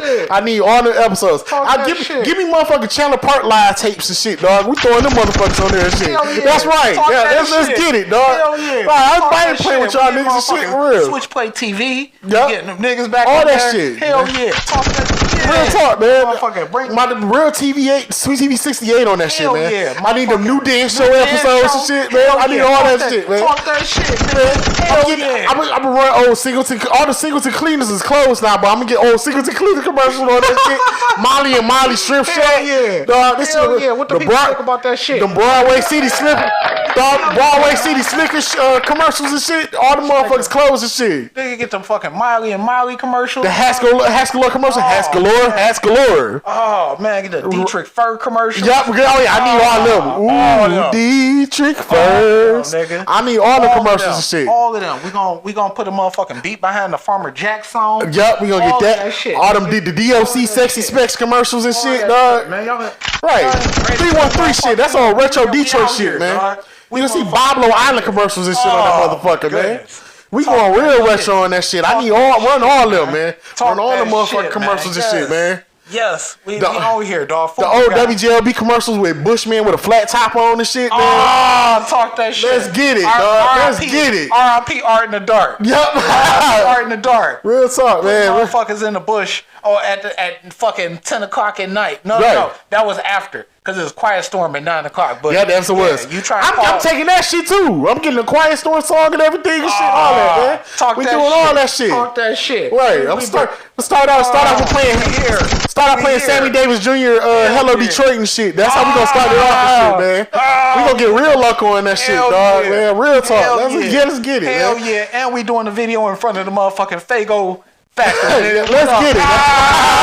Real talk, let's get it. Detroit shit right there. That's what we doing right there. Hell yeah. All right, y'all can't even tell all that retro shit right there. All the stereotypical motherfucking Detroit locations. Yes, sir. We doing our shit at the fountain, at the motherfucking Belle Isle, at the casino. We gonna motherfucking down at the Joe Louis Fist. Yeah, we there, nigga. All that shit, man. All that shit. The motherfucking outside the Coleman Young. Yup, outside the Detroit. Yup. Hell yeah. Hell yeah. Motherfucking Fox Theater. Yup. Outside the motherfucking Tigers at the motherfucking Comerica Park. All that shit, man. All that shit. We doing all that shit, man. Hell yeah. Nigga, we got Rouge Park with it, all that shit, man. Turn that shit up. That's what we're talking about. HP, all that shit, man. Real talk. Hell yeah. We getting random ass footage of us driving fast as hell up the lodge and shit. Right. We here, nigga. We playing a whole Blood Icewood, Blood, Sweat, and Tears album and shit, man. Hell yeah. All that shit, we blinging that shit. Harris Park drinking with the motherfucking Chrysler employees. Yup. Yes, sir. We out here, man. We out here. 3 on 3 shit, yeah. We doing all that shit, man. That nigga Lee on some shit, man. Yup. I'm gonna get her coat I bought from Donna Sachs and shit, man. That's how we doing. We get real local. Bring out my Pelly and all that shit, man. Yo, Mark Buchanan, where you at, man? Right, where you at? Yo, my stoner from back in 2001 and shit, man. Pick up. Get my nigga Mark Buchanan back out here, right, man. for real. We out here with the Pellys Get Mark on and Buchanan shit. back out here, Let's get it, man. That's how we doing it, man. I still got my motherfucking Pelly. I still got a pair of Jabos, nigga. Come on, man. Let's do it, man. We out here. Right, some motherfucking Gators and shit, with the man. high top sheets. Right. The high top patent leather sheets on, dog. Find my pair of Prada shoes and shit, man. Let's get it. Prada's on, man. My Prada's in, that nigga. We doing that shit, man. That's how we doing it. That's how we doing it, man. Hell yeah, with our fucking stitch leather Alwa Sam on, dog. Oh, we out here. Yeah, that's how we doing it, man. Real talk, fucking man. jacket costs more than most niggas motherfucking box Chevy, which we also pulled up in. Oh, we out here. Yes, sir. That's how we doing it, man. Let's get it, Hell man. yeah. Yes. Hell yeah. Catch us riding around with that motherfucking, that deep ass Crown Vic club. Niggas like 100 cars deep, but only 20 of them put together well. We out here. With a 92 Thunderbird that my auntie bought from motherfucking Mel Fire back in the day and shit, man. Shout out to Mel Fire. Motherfucking Fire, man. Right. Female Far. Even got the switch and still, she don't pay her shit. That shit cut off, man. Shout out to that motherfucking Kill Switch. Yup. Hell yeah. Kill Switch, man. A 40-year contract and shit, man. That's what you get when you buy your motherfucking car from the man with the suit with the cape on the back. He got you. Right, with the animated and shit, man. Nigga played for the Lions and shit, man. Hell yeah. Should have took your ass to King Auto Sales. That's all the motherfucking charges. All that shit, yup. Hell yeah, we out there. Yup. Also, rest in peace to all them Burger Kings that enclosed that Levan Hawkins used to own. Levan Hawkins. Hell yeah. Yeah, let's get it, man. We out here. Yeah, we out here, man. Detroit shit, 313, man. See, I'm here, y'all, with just a bunch of retro names and titles and shit, y'all, out of nowhere and shit, y'all. Y'all thinking like, oh shit, man, I forgot about that shit, nigga. Forgot about Molly and Molly shit. We talking Molly. We talking motherfucking food exchange. Right, we talking about motherfucking Bucharest, which popped up out of nowhere. Right, Shout out to Bucharest for doubling the price of shawarmas and niggas ain't even realizing it. Right. Robbing niggas. That was you. Right. Shout out to Bennigan's. We ain't even got them motherfuckers here no more, man. Motherfucking Bennigan's and shit, man. Oh, man. Shout out to that. What is that IHOP down there on Jefferson? I don't know what the fuck it is no more. But Detroit House of Pancakes. Hell yeah. Shout out to y'all fight hosting asses. It's always scrapping in the parking lot. Right. Right. What you mean you can't split a bill 13 ways? All I bought was pancakes and orange juice.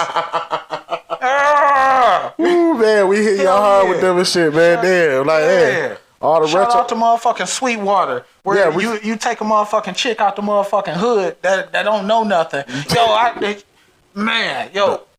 You take the wrong motherfucking, you take a rat to fucking Sweetwater, you swear she did something. Like, man, bitch, I'm taking you to starters next time. Shout out to starters. Shout out to starters, man. All the thoughts love starters, man. Oh, yeah. Y'all love that shit, man. Yeah. Yeah.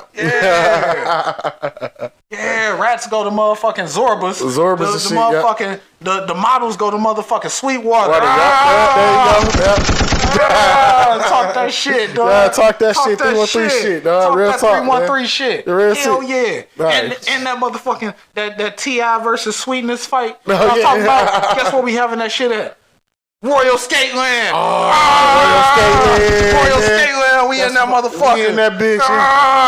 At the party at the Airden Hall. The Airden Hall. Hell yeah. And it's only at the Airden Hall because the motherfucking River Rock don't exist no more. No, it don't. Or the Tinchiki no more. Or the Shadow Bar. The Zoo Bar. The motherfucking Zoo Bar. Right. It's on Monroe. Quiet for all them places. Yeah, rest in Hell peace yeah. in them places. Chintiki, rest in peace. Hell yeah. Chintiki, man. Woo. Hell yeah. Real talk. Real Detroit shit, man. Right. Rest in peace, 7 days. 7 days. 7 days. 7 days. Eastside shit. Yeah. Winston's Arcade, rest in peace. It was a Warren, though. Detroit claimed that because we all crossed 8 Mile to go to that motherfucker. Hell yeah. Niggas risking their L's. Yeah. Niggas risking their L's to go to motherfucking Wizards. Hell yeah. Yeah. The butterfly. The sad Friday. Oh, and if you did have L's way back in the day, you was taking your girl to Wheels In. Wheels In. Oh. Shout out to Canada. Yes, sir. Shout out to Canada. You shout right out there. to Windsor. Shout out to Club 112 in Windsor. 112. They move the bar after 2 o'clock and it still be open serving liquor. You don't know. Y'all know about that, man. That's we do gunshots for Canada. Yeah, gunshots for Canada, man. Fuck it. When you turn 19, you hit the club over in Canada, man. Turn the fuck up. Real Detroit shit, man. Right. Shout out doing currency exchange at Casino Wednesday and shit. Currency exchange. Yeah. Shout out to showing them fried as fuck at the duty free. Yes, sir. And not knowing what the fuck you want and not taking account for how much Canadian you got in your pocket and hitting on that motherfucking person nerves, asking for a free bathroom. Shout out for getting to do currency exchange and trying to pay for a Coney meal in Canadian money. Yeah, that's how we doing it. Yeah. Shout out to the motherfucking girl behind the glass that's tired of your ass and she just take that shit and figure she gonna exchange it out of her own pocket anyway. She had your back, nigga. Yeah. Also, rest in peace to Eastland where you used to run into somebody every time you step in that motherfucker. Rest in peace, man. Motherfucking rest in peace, Eastland. Rest in peace, Northland. Yeah. Yeah. Rest in peace, Ottos. Motherfucking Ottos. Man. Man. Yeah, I hate to see y'all all that retro shit I had to hit y'all with, man. I love that. Yeah. I love that. We might have to make that a regular segment, man. Yeah, we gonna have to, man. Shout out all retro. Real old Detroit shit, dog. Like, you know Detroit, you grew up off of that Detroit shit. dog. I like how yeah, we gotta keep that single every time. And we gotta keep the gunshots, yeah. Hell yeah. That was our first one and shit. We're gonna be many of those, man. They coming, man. Yes, sir. That shit was good. All right, next week I'm gonna have some more retro shit for y'all, man. And I'm wearing my Farmer Jack shirt next time. We back to Farmer Jack. I got a Farmer Jack. Yeah. Man. Shout out to Harmony House for no reason, man. Harmony House. Man. Yeah. Shout out to Phoenix Theater when it was the Phoenix Theater on 8 Mile and shit. Phoenix Theater. All the kids fighting at the on the weekends. Yup. In the middle of the movie. Hell yeah. Turn up, man. You tried to go see Bad Boys 2, but you end up watching a bunch of motherfucking teenagers fight in front of your kids. Yes, sir. Hate to be you.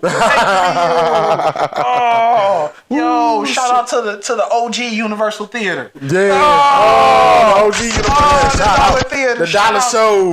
Shout out to the Dollar Show with the arcade across the fucking way from the mall. And the motherfucking candy shop the other way. Shout out, man. Shout out. Man. Big ups to them, man. Whew, man, hit y'all some retro shit, man. See, we can't do too many. We gotta save it for the next show, man. Man. I'm telling you, man. That's how 313 we get, man. That shit got out of hand real quick. Real quick. What was we talking about before? Ooh, man, damn, I forgot what exactly. Oh, wait, yeah, we was talking about to make it 2 be great, man. Oh, yeah.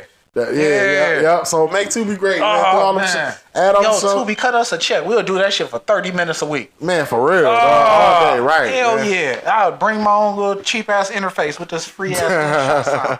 Hell yeah. Oh, man. Fire. That was fire.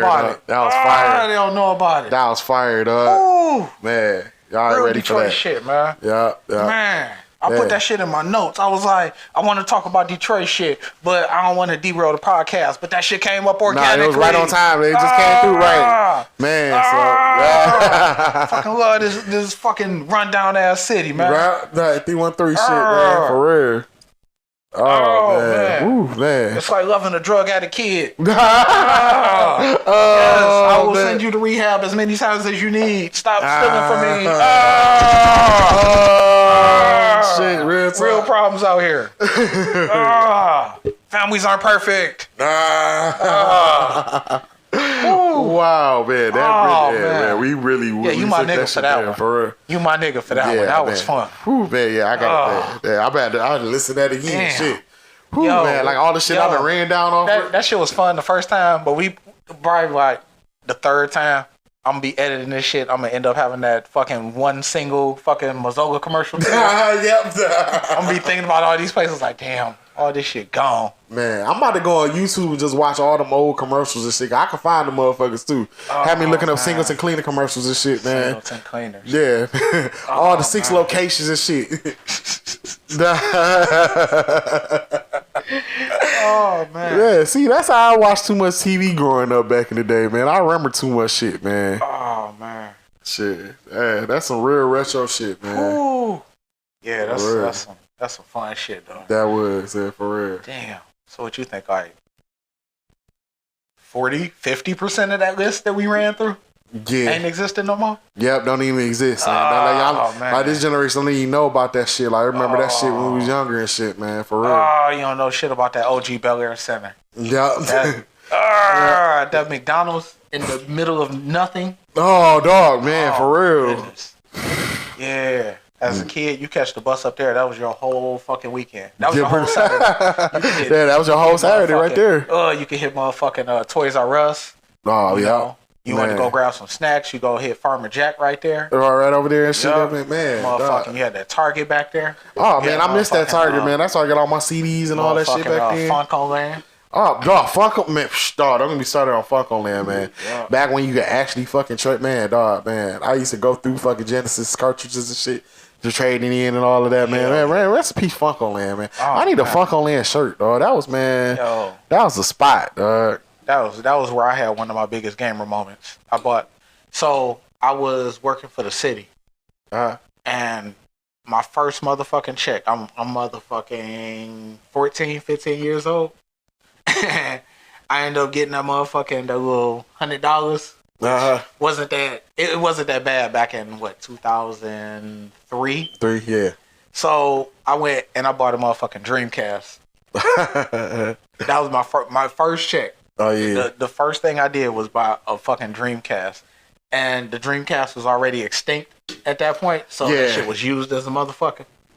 Oh man, good time. Yeah, like everybody was on PlayStation 2 by the end and shit. Oh man. And I did the first Xbox. I ended up getting all of that shit, but the Dreamcast was the one that I bought on my own.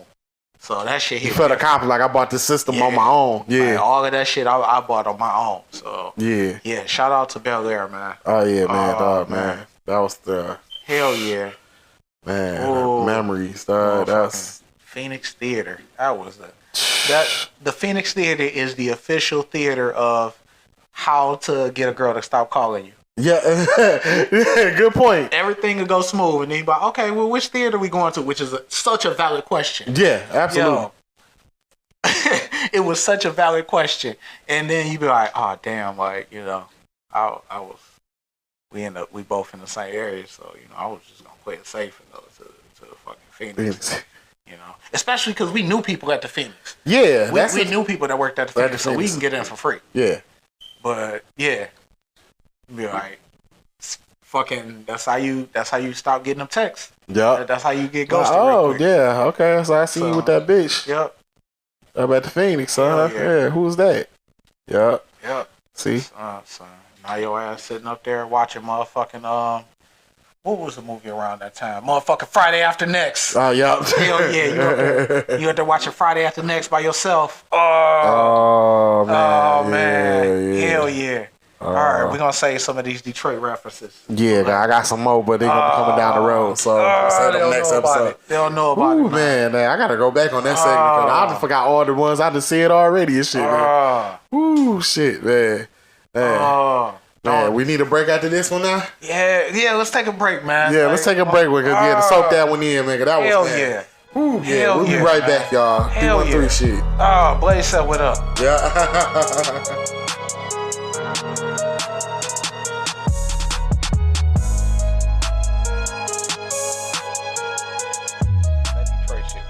Woo. Yeah, for real. Ooh, that was fun. Man, that was real talk. That was motherfucking fun. You seen the fight? Yeah. Oh, We're yeah. gonna keep it moving. Oh, yeah. Tank Davis versus Ryan Garcia. Yeah. Gervonta Davis, Ryan Garcia. Did you have any immediate takeoffs before I kind of go into detail about that one? Well, pretty much the way it ended, because it was like, damn. It was like a delayed reaction, and so what it reminded me of was that body shot reminded me of back when I was younger. I seen the Bernard Hopkins De La Hoya fight. The liver called the liver shot with sauce. With sauce. Yeah, he hit it with De La Hoya, and De La Hoya was right there too, because I know he had flashbacks from that shit and everything. I know that he had PTSD from it, like looking at Garcia, looking at his mans go down the same way he did and shit. Mm-hmm. Yeah, like I know I know he did a line of coke after that shit too. Oh yeah, that couldn't have been a fun night. Nah, not at all. Couldn't have been a fun night. Props to Gervonta Davis for winning what I think was a very convincingly, I'm at the king of the hill type win. I don't feel that bad or if I was Ryan Garcia, like it sucks to get that first loss. Yeah. But I don't feel like that's the end of him.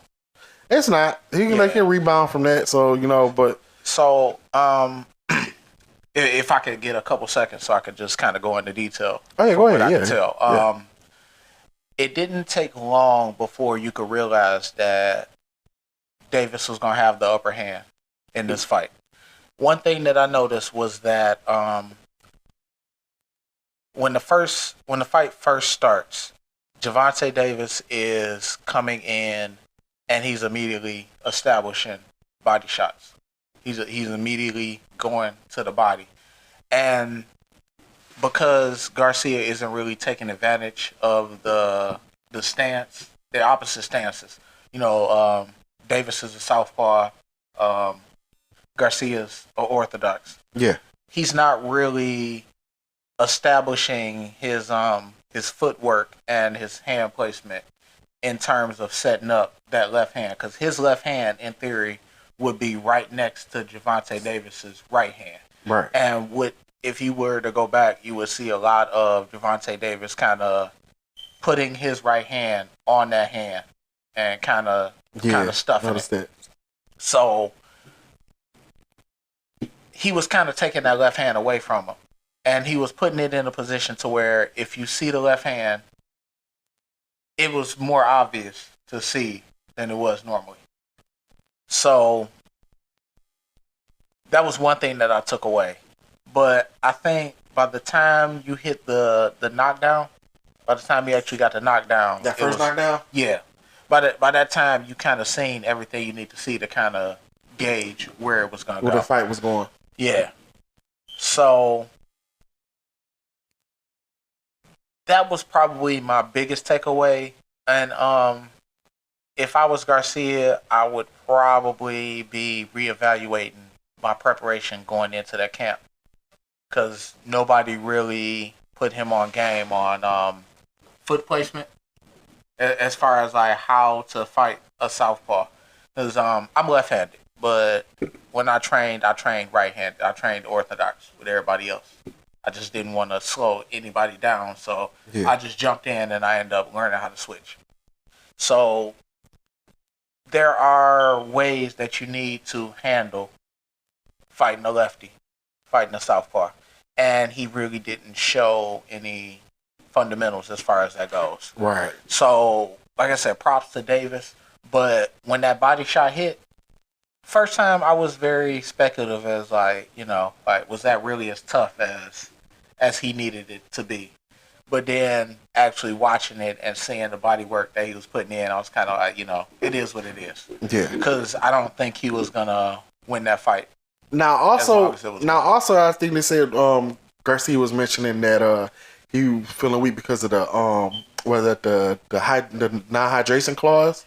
Oh, that plays a part. Yeah, that plays a huge part. I don't think that it was a huge like that made the fight. I don't think that made the fight, but now the non-hydration clause. Yeah, he couldn't get over a certain weight by the time they hit the ring. Yeah, after weigh-ins. Yeah, I think it was like 146, which isn't too far away from what you were weighing in at. You have a lot of people when they fight, they come in the next day at 20, 30 pounds heavier than what they weighed in at. Yeah, because they got as long as they make weight at the weigh-ins. So, I definitely think that played a significant part, but I don't think that really determined the winner. Nah. I think that the way Tank's game plan was set up, even when he got the knockdown, he went straight back to the body. He didn't get too crazy and get carried away and try to headhunt or anything. Oh yeah, so, Tank's definitely legit, man. He probably one of my favorite fighters. Probably my favorite fighter out right now on the real. So I wasn't really a fan until I don't know, maybe the Barrios fight. Yeah. Once he fought Barrios, because he went through the fire a little bit on that one. And, he came out, and not only that, but you really took advantage. He took advantage of what I thought was a terrible entry for Barrios. The two right hands back to back. Yeah. Which leads to a huge counter highlight uppercut. Like that was what he was supposed to do. Right. So I'm not too. Props to Davis. Oh yeah. That's what really kind of got me over the hump of like, okay, is this guy it? He might be it. He seems legit. I'm eager to see what the next moves are and or who he fight next. Yeah. Because that's the one to watch. Because until Spence and Crawford actually, whenever that actually, because ain't no telling when that's actually gonna happen. Everybody waiting on that one too. Yeah, that's gonna be the next big super fight right there. That one should have happened before this. Yeah, it should have. That's the problem with boxing is like money and politics get in the way of actual, making shit happen. Like especially when they all like fighting off different networks and stuff. Yeah, everybody has a different. Everybody's got their own belt. It's so easy. Like Ryan Garcia could have not taken the Tank fight and stayed undefeated for another 6-7 fights before he ran into issues. Like it's very easy to pad your stats. Yeah, you would have thought like De La Hoya would have skated around that. Yeah. But before going actually diving into that, but the problem is like if you are true, like if you have the nature of a fighter, if you really want to be the best fighter, you have to, you have to put that shit on the line. It is what it is. Like that's just how the game goes. So I kind of hats off to Ryan Garcia because that's probably my biggest thing. It was very easy for him to avoid Tank Davis. Yeah. But he took it. He took a clause that was detrimental to him, that put the deck against him, and he still showed up. And he doesn't seem really eager to make any excuses for what happened. Props to Tank. That's good. Yeah. Props to Tank because that body shot was well placed. Oh yeah, it was well placed, and not only that, but he walked through the heat that he was taking coming back because he ate a shot right there, and to still have the fucking wherewithal to keep that shot where it needed to be, and then still walk him down afterwards. He wasn't phased. So I'm eager to see what Tank got next. Yeah, I'm ready to see what he gonna do next. So, Oh, yeah. Yeah. So let's go ahead and transition that into sports. Basketball. Is there anything significant that you've noticed so far that you want to speak on? Shoot. First of all, shout out to the Knicks. They made it past the Knicks to the semifinals, which I'm stunned about. So, shout out to the Knicks. New York, it's good to see the Knicks relevant. It's been a while since I've seen them actually win a playoff series. So, shout out to them. What else? Shout out to the Bodega Boys. Oh, yeah. I know they huge Knicks fans. Yeah, so I know they happy right now. They in the moment right now. Yeah, this is everything in there right now. They might not win the championship, but shout out we made it past the first round. So shout out Jesus Nice, Kia Miro. Enjoy this shit. But y'all doing better than the Pistons doing. Oh, man. they way better than where we at. I don't know, but talk to me in like another month if we end up getting that number one pick this year again. Number one pick, watch. Dun dun. Yeah. So out here. Let's cross the fingers. Keep an eye on that one. Yeah, but basketball, I'm keeping up with everything and stuff like that. But my first love is football. So, and right now it's April, and then like we in midst of that long wait till the regular season start for football. Like, I'm ready for football season. We got the draft coming up this week, so like I'm so ready for football. Like I'm ready to go back to the games and everything. Like I'm ready to play fantasy football, which I'll be killing it in. So I'm ready for all that shit. I'm like basketball is like getting me by and everything. I love basketball though, but football is like my true love. So no, I get it. I would say my true passion, like as far as sports, is probably like combat sports. Oh, yeah. We had harped on that shit. I don't know if it's gonna come up at some point, but anything like boxing, MMA, kickboxing, the little jiu-jitsu competitions. Like I try to pay attention to a lot of that shit. Yeah, I've been paying attention to. I've been watching UFC heavy more for like the last few years. So like that's how I went to. And boxing, I've been watching boxing like since I was a kid. So my pops like my pops don't watch sports, but boxing, like we'll watch boxing faithfully. Like boxing was like I was watching that shit like late night, watching watching Tyson fights and watching Holyfield, Lennox Lewis, and I was even watching like De La Hoya and Felix Trinidad and motherfucking Pernell Whitaker and Bernard Hopkins, watching all them fight like in the late 90s, early 2000s. I don't know, remember Prince Nassim Hamed? Oh, yeah. Yeah. Used to watch them fights on Boxing at the Dark and all of that, Rest in peace to HBO Boxing, man. Like, HBO Boxing was a whole era, man. Like, they don't even do boxing no more, man. Nah. But HBO Boxing was everything back then, man. Oh, yeah. Yeah, so I would say that's my wheelhouse. Like, I keep up with basketball. Like, I know basketball. I just can't play it worth shit. I think that's probably the only thing. I'm in the same boat with that. I just never really turned out to be any good in basketball. A lot of it is because of my own doing, because I really wasn't applying myself and focusing on the shit that I needed to in order to get better. But I have a lot of people that was like basketball heads in my family. So I was kind of always around watching the game. Yeah. So it's like I know what I'm looking at. I just can't execute the shit myself. It is what it is, But give me a nigga to fight. Exactly. Yeah. So whole different story. Yeah. Whole different story. But So what do you think about the NBA? Who's your prediction? Flat out, like your number one. Like at this point, who do we have? Who's left? Who do you have? Man, like this is probably the one year that it's like up in the air. There's like no one favorite. It's like you got anybody that can win it. Like you got Phoenix, you got Denver. The fucking Lakers is like still lingering around, which I'm surprised.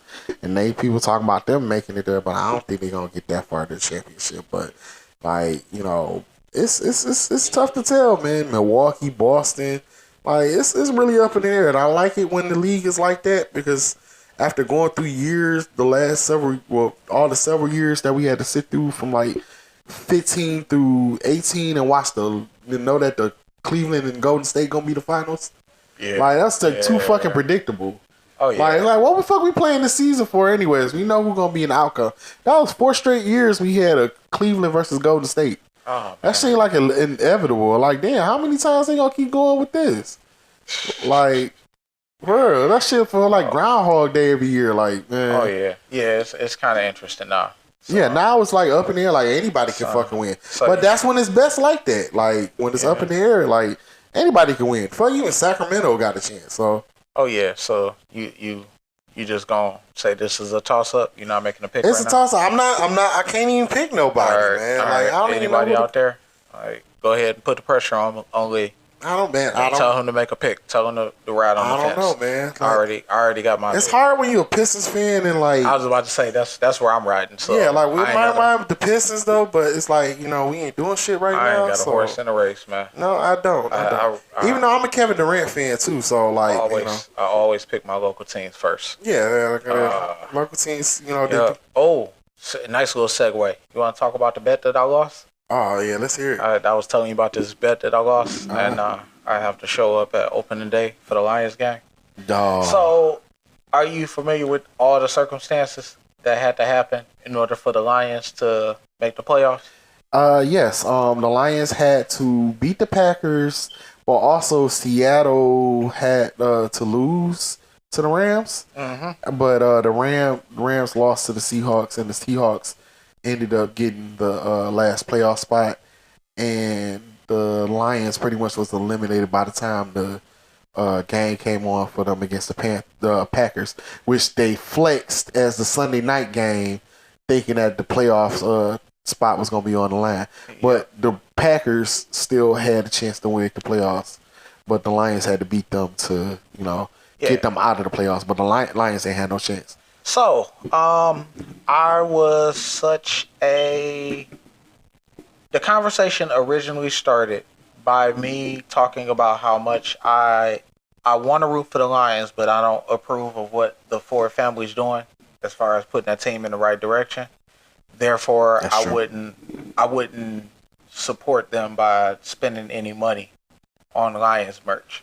Ooh. Or, Lions tickets and everything. I don't want to put any money in their pocket. Like, I want them to be better, but I don't want to contribute to a family that's just gonna get over on a team failing. I ain't gonna lie, I'm one of the suckers that contribute to. And I can't help it because I like to go to the games. I like to experience, but at the same time, I know what I'm paying for. Exactly. And outside of us going to the home opener, that might have been the first time that I've been, that I've paid for a Lions game. Oh yeah, that I've actually been to. I had to be in the field for that one because they played the Eagles. That's my team. Yeah, that's my team. Everybody got a fucking team other than the Lions. But see, that's how it is. Because unfortunately, we live in Detroit, and we know that the Lions ain't gonna be no title contender. Well, except for this year, now that they actually got an upside. But all the other years, we know Lions ain't gonna make it. So that's why I said that's not how it go. But let them know. Anybody from Detroit that's out here listening, you grab a violin. You play while the Titanic is sinking, and you go down with the rest of the motherfucking state. But now, see, everybody gonna be a Lions fan at heart, but at the same time, you gotta understand, you gotta have another team that that's got some chance to make the Super Bowl, or even got some lineage of even winning in the history. So, you got people here that's probably Steelers fans and Cowboys fans, but yuck. Oh, I was about to say those are the most ignorant. Those are the most annoying fucking out of town fans. Fuck y'all. And I'm an Eagles fan, so that really double fuck y'all. Yeah. So cause we all right with this shit. So yeah. So but no, I had to realize that Lions, even as a kid, the Lions gonna lose every year. So I had that other team. For the first team for me was the Philadelphia Eagles. And definitely around 98, 99 when Donovan McNabb came in as the quarterback. And so and also I support black quarterbacks. So any team that support a black quarterback, I'm with them. And Eagles was one of them teams. They even back then, I was watching Eagle games and shit, following McNabb and Deuce Staley, Freddie Mitchell, Hugh Douglas, Brian Dawkins, Brian Westbrook, like those. I was rooting for them, and even over the years, the Michael Vick days, like all of that. Like I root for the Eagles. So even though we came up short, shout out to Jalen Hurts. So we came up short though, but yeah, his whole successful ass team, man. Yeah, you're winning ass team, man. All right. So the problem is, I believed in the Lions so much that I volunteered to put money in the Ford's pockets in order for them to make the playoffs, and I lost that bet. Wow. I bet that they would defy all odds and end up with that fucking playoff spot. Ooh, and it didn't happen. Therefore, now not only do I have to go to opening day, but I have to buy my jersey. I have to buy a jersey, and I have to buy it from inside Ford Field. You have to buy it at Ford Field. I have to buy it. We got to pay top dollar to get the actual jersey, where it's like overpriced in the stadium. So it's going into the Ford pocket. Yes. Yep. The right of revenue. Yep. Damn. I need them to do something this summer. Please make it worth my while.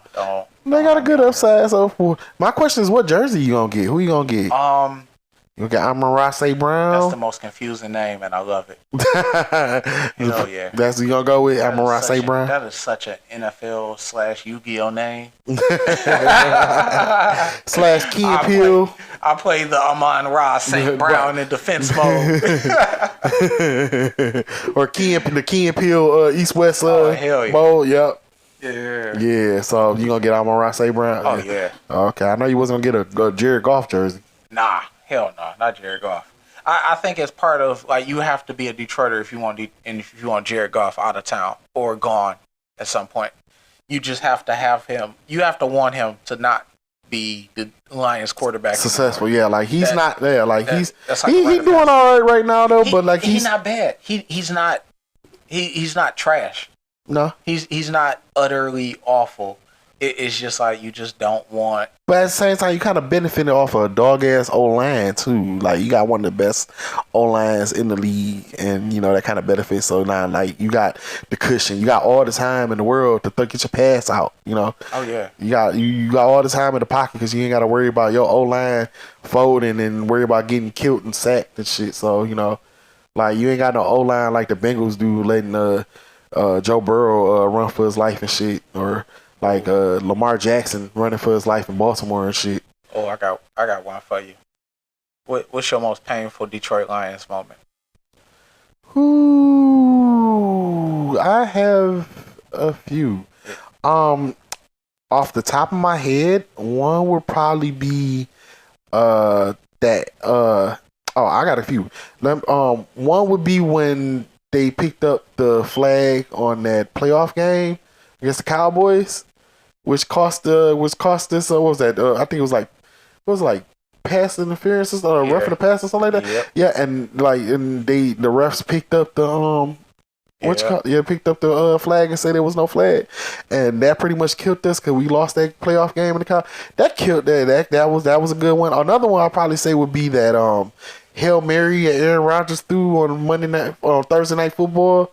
Oh God, the one that came down with 000. Yeah, that was painful. That was a rough one. That was painful. It was on national television. Like that was rough. Okay, so I don't remember when this shit happened, but there was a Lions game where we were winning, and all we had to do was fall on the ball at the onside. Oh yeah, I remember that. And what happened was the guy kicked the ball while trying to fall on it, while running towards the ball. He kicked that motherfucker right into the other team's hands, and they fell on the ball, and they ended up winning. Oh yeah, I think I remember that one too. That was. I don't think we was winning that game at first. We might have been losing because we was kicking the onside. But yeah, he straight kicked that bitch kicked that bitch straight out of his own reach. Oh man, that was that shit was bad. That was the one that hurt because I had to go back to school and everybody was talking about that. It was one of the most boneheaded plays that I had seen up to that point. Also, another painful moment was the whole 2008 season in general, where we went 4-0 in preseason and we went 0-16. Oh God, that was dreadful. Like, they didn't win the game. Like, to go a whole season and not win the game, like, that was just painful. From that point on, you hope for the Lions to lose in preseason. You do, like, for just lose all the games. Don't even put no effort like in preseason for what. And then it returns and lose the all season. Like, no, man, that shit was depressing, man. Fuck out of here with that shit, man. Like, for real. Like, it's bad. It's just too much history of losing with the Lions. But even though right now it's a good upside and everything, you know, but we'll see how the season go. Hopefully, you know, because even though I root for my Eagles and everything, you know, I'm a homer at heart, so you hope that the Lions actually win. You want to see the Lions to see, you know, you want to see. I ain't gonna lie, the Lions ever even just make the Super Bowl, I'm gonna cry. Like, I'm gonna be sitting there crying like Jesse Jackson was crying when Obama got elected and shit. I'm just out there just fake ass tears. Yeah, no, but it's gonna be real though. Like, I'm gonna be just crying. That like shit gonna be real, like Soulja Boys. Yep. Yeah, that's a throwback. That was a throwback one, dog. At the fucking BET. Who the fuck cried at the BET Awards? Man, who was? Oh, Chris Brown. Chris Brown. Yeah. Chris Brown cries at the BET Awards and Soulja Boy. I'm gonna be crying like Morris Chestnut did on Best Man Holiday and shit. Oh yeah. Man. Oh, throwback to another segment. Yeah, I have for earlier segment. Yep. It's all coming full circle. Yep. See, we don't do writing on this show, so we just constantly reference everything that happened in the show before it. Yeah. All right. In wrestling terms, we call that long-term booking. Long-term booking. Yeah, long-term. Yeah. Yes, sir. See. It's Gargano versus Ciampa around this motherfucker. Yes, sir. Dave Meltzer 5 stars. Hell yeah. Yeah. You my nigga for that, Lee. Oh yeah, for sure. Hit y'all with that one there. Alright, it's getting kind of late. You want to go ahead and throw the wrap up in this shit? Oh yeah, we're gonna wrap this up. Any final takeaways? Anything you want to drop on the people? Tune in next week. We'll probably have some more stuff for you. Some more local shit bring up. I'm already making a list of all the throwback Detroit shit that came on my head. So we just gonna pepper them bitches in. Just terrible gunshots. Matter of fact, I'm just gonna leave with this statement. What you got? And I'm not even, and I'm we're gonna go to the socials and shit. All I gotta say is Barton Cablevision. Barton Cablevision. What you know about that? Why'd you let Comcast come in and take everything over? Man. Take me back to the old gray boxes, man. Oh my God. The remotes with the channel listed on the back of it. The curved remote. Yeah. 2 AAA batteries. Yeah. You had to stand damn near in front of the TV just to get fucking Channel 46, which was Nickelodeon. Yeah. Oh man. Mama had to go back to the spot on Linden. To go pay your bill. Yep. That's the only place you can pay your bill for Barton Cablevision. So back for you right there. Oh yeah. Yeah, that's all. Right. Yeah, so we're gonna say the rest of those next week. Let's go with them socials. What's some socials? At Stocking Cap Stu on Twitter and Instagram. That's the correct one, right? Say your shit while I double check mine. Facebook B Lee, Instagram B_Lee313, Twitter B_Lee313. You can find me on all of those. You can find my tweets and everything and stuff, and be ranting about stuff during the week. So you just catch me on there and shit. So yep, at Stocking Cap Stu on IG and Twitter. I'll probably be using Twitter a lot more because we need them follows in order to drive up that engagement, in order to get this motherfucking Raid Shadow Legends deal. Yep. We're about to talk about motherfucking getting your free coins, Raid Shadow Legends, and hymns. Hell yeah. We're gonna get motherfucking deals so we ain't gotta sit here and deal with these fucking C-clamp mics. Right. We can get boom stands. Yeah. That's what we working on. Blue Chews holla us with sponsors. You need sponsors. What up, though? Blue Chews, what's good? Right. Oh, man. What's up, man? Raycon, what's good? Right, Raycons. I need a pair of Raycons. Yeah. Come on, I know why you still relevant now. Right. I watched that video back in the day. Come on, throw us a deal. Right, what up? shit. So wait a minute, ain't that Brandy's brother? Right. What's the deal? I remember that. Right. She was talking about you. Right. She wrote another song about her brother. Fucking I don't remember the name of that song. If anybody remembers that shit, please put that shit in the comments. Yes, please remind us about that. So. Okay, I got nothing. I'm kind of wore out after that Detroit segment. Yeah, like, yeah. That was one of the biggest things that I wanted to hit. For sure. Outside of fucking Power and Snowfall. Everybody watched them damn Tejadas. Yes, those damn Tejadas. Yep, on Fridays on Stars. Yep. Please, yeah. Yeah, I'm proud to position the name, change the name to those damn Tejadas. Hell yeah, yeah. Put your hot takes. Any hot takes for these shows? If you think Snowfall was all a dream, go ahead, just hit us with that shit. Yeah. Drop your fucking Snowfall conspiracy theories. Right, damn, what's this? Black Lost and shit? Oh yeah. Black Wrestling, what up though? Yeah, Black Wrestling, what up though? Hell yeah, we need to take all 8 of y'all. Yeah, put them brown fist emojis in the yes sir, right? Domination. We in this bitch. Yeah. Let's go. Hell yeah. Did Jim Johnston do that song? Yes, he did. Yeah, that was another class. Yeah, How should we feel about that? A white guy do a Nation of Domination song. Are we giving him a pass? Yeah, we gotta give him a pass. Jim Johnston, you get a pass. You get a pass. You get a pass. Right, get him a dashiki for him, man. Hell yeah. Oh yeah. You gotta do Hakeem the African Dream for 2 weeks at Essence Fest. Yep. That's your reparations. Yep. We square after that. All right, I think we good. Yeah, we wrapping up this one. Hell yeah. Shout out to all the Detroit shit that we named. And all the future Detroit shit we gonna mention. So shout out to Amanda Seals. Oh yeah, my brother and me. Yeah. Because I gotta go back and see. I need to go on YouTube, watch some clips or something, man. Hell yeah. I forgot you was on there. Your fine ass. All right. Shout out to early Detroit rap.